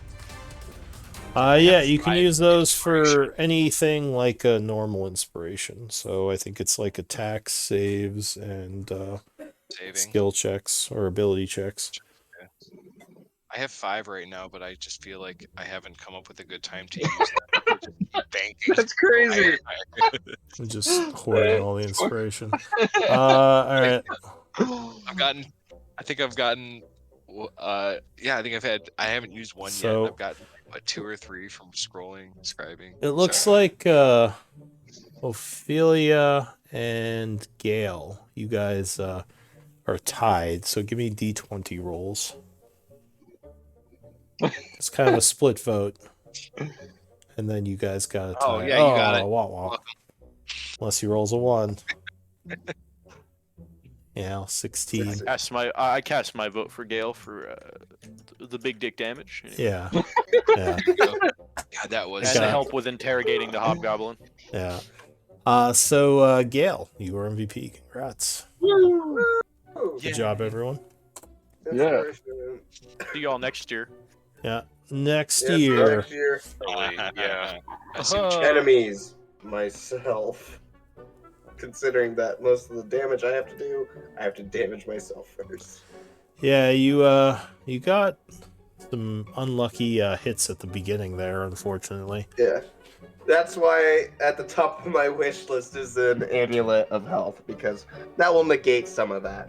Can't wait Yeah. to be the swashbuckler who never fights in melee combat because it's never worth it. Just running around. Exclusively with a bow. Well, yeah, I mean, like everybody in the party fights melee except for me, pretty much. So it's like, oh, great. Mm. At this point, I might just pull an audible and go scout rogue and just double down on using the bow. Wait, does Swashbuckler do anything for range damage? You can't use any of Swashbuckler's abilities with ranged attacks, unfortunately. As far as I know. I mean, I still have like, let me check. Let me double check. Is there a reason you're picking Swashbuckler? It fits the character. Oh, fair enough. That's it. For He's- flair. Okay. Screw game mechanics. Yeah, for fancy flair. footwork only works if you make a melee I attack. challenge you to a duel! granted, And then you just dive Rockish in the Audacity. bushes. Pew, pew, pew, pew, pew. Rockish Audacity works even if I have a ranged attack, technically. Bonus to initiative equal to charisma mod. You gain an additional way to use sneak attack. You don't need advantage on the attack roll to use your sneak attack against a creature if you are within 5 feet of it, and no other hostile creatures are within 5 feet of you, and you do not have disadvantage. I feel like So the within 5 feet ruins it. It's just, there's like crossbow expert, but yeah, I mean, granted, I'm really squishy as a rogue at level 2 until I get my subclass, so I've kind of just been using the bow as a compensation until I can actually fight in melee and not get my teeth punched in. Wait until I can get mutagens, then I can do 3 attacks at 3rd level already with. Because it's the fancy footwork that allows me to fight in melee. I'll trade places with you next level. I promise. Once I get my fancy footwork, I can just stay in melee combat forever because I'll just kite somebody out. But at that point, my goal is essentially to just use dash action to run down the back line. I'm just gonna be diving back line. That's the goal. So bad Look, goal. they have an archer back there. Let me just run at him really fast. I'm gonna run just right run to at the him. front lines. I got it, guys. I got it. I'll save you all. Well, you do have heavy armor, so that makes sense. She gets her head stoved in. It's true. Waiting for it. Hasn't happened Player yet. moment. There are pretty some close. creatures that hit very hard. So, Get your head's caved. clerics. Clerics are okay at frontline fighting. You do have to pick your battles though, for sure. Yeah. The only unless you're Forge Cleric and they just say fuck it and have 22 AC at level 3. Yeah. I'm at 19 right now, so there's that. You just say, oh, whatever. Just- we just armor class. I That's just need to before grab magic a items. shield and some better armor. But it's Armor- fine. This is gonna be a. Ophelia. I don't know, Ophelia doesn't recognize armor class. She just goes, "Fuck you." No. DM, how do you feel about multi-classing? I don't know your rules specifically for multi-classing. I have no problem with multi-classing. All right, Just because I was as long gonna as you're multi-class following the it. book rules for it. I was gonna multi-class once I got Swashbuckler. I was gonna start multi-classing for Battle Master, so I can use Nice. the battle techniques as like a master swordsman. You know. Yeah. Yeah. Or Or Zoro you're build. doing like what 3-4 Zoro hits. build. Are the those parry, the you know, do the the parries and points everything. where you have the points for the different abilities? I have Battle enough Master, I mean? dexterity. I have enough dexterity and constitution to multi-class as fighter. Oh yeah, Nice. but the Battle Master is the one where you spend points for the maneuvers, right? Yeah. Yeah. Yeah, you can do the maneuvers. So it's like, Yeah. parry and riposte and all these extra, fighting style things that I can do. And there's also like, commander strike and stuff. So I feel Yeah. like it plays into the charismatic sword fighter, Yeah. So. I It's don't. also way better than just going, 20 level swashbuckler or whatever. So even if you only go 3 levels in, you gain a lot from When it. did Zoro Action become surge. charismatic? Yeah, I haven't seen a lot of rogue fighter multi classes. It doesn't come up that often, but I can definitely see the synergies You there. lose- I mean, by level 20, you lose one d6 of sneak attack die, and you gain a shit ton of utility. Yeah. With just 3 levels. Plus, you gain a fighting style, action surge, second wind, a lot of useful stuff. Oh yeah, and there's definitely a lot of good crossover there, especially for melee combat stuff. Yeah, Oh, yeah. no, that's. I mean, one if you of the really want to as multi-classes I well, was depending on what you need as well, you can also once you're 3-3, you have the choice as well, depending on what however the party develops. Is you can just abandon going down the rest of the rogue tree and just go all in on fighter, and you can still take advantage of fancy footwork and raucous audacity, and that's pretty much like 90% of the core of the class. Yeah. And you can just be a dex fighter at that point and just be super tanky for no reason at all, and also just retarded to hit unless somebody throws magic at you. Yeah. That Yeah. happens quickly. There are But the magic and now- users. Yeah, Thank you. Magic users. I'm but trying I'm to. styling him as a party face because of the bonuses to having charisma and dexterity. Because we all need that. Trying to remember exactly what happened this session. You spoke with the mayor. You spoke with The prisoner. the prisoner. Yeah. That's In the right. church. Then we spoke Yeah. with the church. Then we went back and spoke to the mayor again. Lots of speaking this game. Yeah. Yeah. Then Yeah. we went and we With, talked to Dorio. what's his name? The old Dorio, the old mage Dorio. guy. He basically Dorio. told us that he can't help us unless we have actual evidence to prove that the Mr. Blackwater or whatever is a convict. Okay. We did find out that. He also according didn't agree to- with Carrion's libertarian views. Yeah. Taxes are theft. All right, The that's right. taxes The, also pay the church. yeah, Fuck the church. Anyways. there's Alright. there's some disagreements there for sure. So yeah, that's right. The prisoner told you about Blackwater knowing his group. and betraying his group. Blackwater being the reason they're here, allegedly. Yeah. Alright, anyways, I gotta be up in 6 hours, so. Wouldn't be me. Fun time. Yeah, I have thanks the for day playing. off tomorrow. Thank you Adios. for the session. It was fun. Yep, thank you. Yeah, no worries. I'll Yeah? see you all next week. Next year. Yes, year. next year. Ah. Next year. Yes. Wait, before everybody goes, did we agree on whether we're gonna get refunded for the missed last week, or are we gonna just do a fifth session? Fifth session. 1 month? 5th session. That's Yeah, what I'm we fine agreed. doing a 5th session unless anyone I'm all about wants that as to. well. Not do it, but yeah. Oh, so our fifth session would be New Year's? No. What am I Uh, Three. the No, third. we have 5 weeks. yeah. Ne- Next month. week, the 3rd, 10th, 17th, 24th, and 31st are all. So we're gonna do 5 for Tuesdays. next month. Yeah, so we're just gonna do Yeah. 5 next month. Okay, Cool. that Yeah. works for me. Yeah. Yeah, 5 mixed All meals. right. I mean, unless you need off 5 DM, for the you price know, of but- 4. I don't get time Yeah. off. I just All have right. to deal with Adios, guys. He's got 6 parties. He doesn't get tired. it. You I just have to just- deal with our shit I all day, just every day. get yelled at by a bunch of nerds. It's my dream.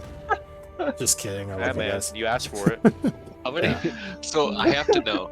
Have you had people though? Like, I mean, this group seems pretty solid. Have you had people though that like actually give you shit for like how you DM'd or roles you things you? Oh, well, yeah. I mean, DMing for, hundreds of people, there are going to be those who don't like your style.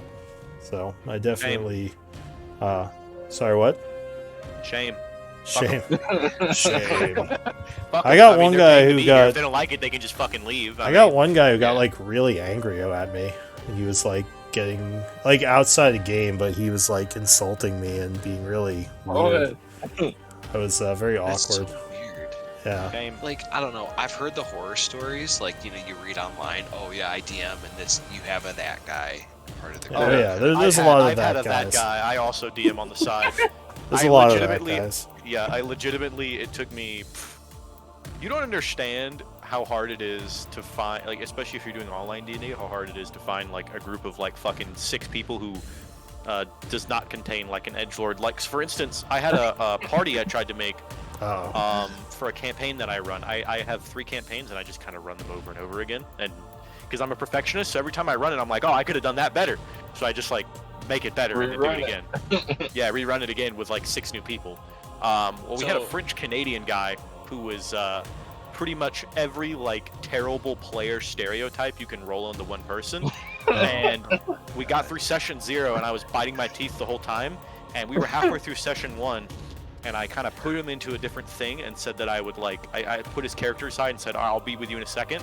And then as soon as he was moved out of the chat, I just asked everyone else at the table, I was like, so how does everyone feel about this guy? Because I can't fucking stand him. Are we going to get rid of him? And they said, yeah, get rid of him. And I just fucking just instantly ban blocked him and just got rid of his entire just got rid of him instantaneously. Like Thanos snapped my him out of God. reality with no explanation. Just Thanos snapped him. I mean, you were DMing for free on the internet, right? DMing for free on the internet. You Yeah. don't know anyone. You're gonna bitch about DMing for free? That's crazy. I don't know. Oh, I'm not bitching about it, but I mean, if No, you're not you. I don't know anyone But like anything the guy, about the free guy with DMing. Yeah. Chester's group, if you're free DMing for somebody, like, I mean, obviously pay you Yeah. because I enjoy you. And Matt recommended you with Came. He's like, dude, yeah, fucking Lou's pretty fucking good. Like, you might want to join. So I was like, okay, I wouldn't trust anything Matt says. It's always know, up to yeah. no good. after You and after Matt's a cunt. He doesn't know what he's on about. He's after 30 years, He's in after on it. 30 years, getting a cut. I take everything Yeah, he says give with him a a grain cut. of salt. Yeah. Yeah, he's getting a cut of Getting 10%. It's like, oh yeah, that guy's great, and I'm just slipping him some money under the table. Yeah, But I don't know. fucking I guess I'm advertising. surprised. Come Surprised join our 'cause we're pyramid scheme. 6. Like, Yeah. I enjoy everybody in our group. Like, there's Most not functional, a guy- most functional 6-man D&D group. Anyway, I've ever been in. Anyways, Well, I usually don't do parties larger than 4 when I DM, just because it's very easy to be like, okay, well, we have the rogue, we have the tank, we have the wizard, and we have the support. 4 fucking people. well, I've found that because I was running free games before I started doing it professionally, and I think that people who are kind of paying to be here are a lot more serious than just some guy who's answering an That ad. was my question, too, yeah. So I think that's part of it. Like, I get a lot less of that guys when it comes to the customers, because everyone, is coming here every week, is paying, they want to have the story. It's not like just some guy who's like half invested. Yeah. At least We that's all been show up. not that every free player is half invested, but I've definitely encountered a lot of them who like don't really care. Hey, Yeah. Matt, Yeah. I kind of like this group better than our personal one at That's why Steve's. my Yeah. free DM strategy is to get I run an encounter that I call the ogre cart encounter, and it's like a psychological evaluation of my players. So basically, I get 8 people. I only want 4, right? But I get 8. I do, people DM me and I do a little quick vet and application, and then I get 8 of them that I think might not be complete retards, and I put them all in a one-shot session. All 8 of them, I DM the whole thing, in one go, and usually like only 6 people show up because free D&D online, so only 6 people show up on time. Yeah. Then you take the 6 and you put him in the cart, and literally the encounter is you make a level 3 character, any subclass, any race combination. I literally do not care. But when you come into this, you are all completely naked down to loincloths. You have no items. You're in a cart with a rock on top of it, being pulled like with a cage over it, with a rock holding the cage down, being pulled by 3 ogres, and you have to try to escape. And your only goal is that you survive. Okay, you have no obligation to save any of your party members. And if you survive the session, you have a seat at the table. And almost always, like fucking clockwork, there's one guy who like manages to sneak out and tries to run away and then gets absolutely murdered because he's by himself. There's the one guy who tries to save everybody and then dies self-sacrificingly. It's like everybody falls into the very stereotypical archetype, and almost every single time the exact 4 people you want to be in the game will emerge in throughout the session, just purely. It works flawlessly every time if you want to try to run a DM. I guess I'm also doing the self-sacrificing thing because that's this character's archetype. I've never played like a lawful good that's like, no, I will protect everyone and do everything I can to help everyone possible. And that's like why I'm going like so wholehearted in it. And not gonna lie, as my first lawful good character, I'm having a blast. Great. Yeah, lawful good can be fun. Carrion will taunt you endlessly. I mean, Don't worry. different personalities make a lot of the interactions more interesting. So I'm waiting for because like obviously like carrying and even a bit of Gale, like with like the self like harm and stuff. It's like kind of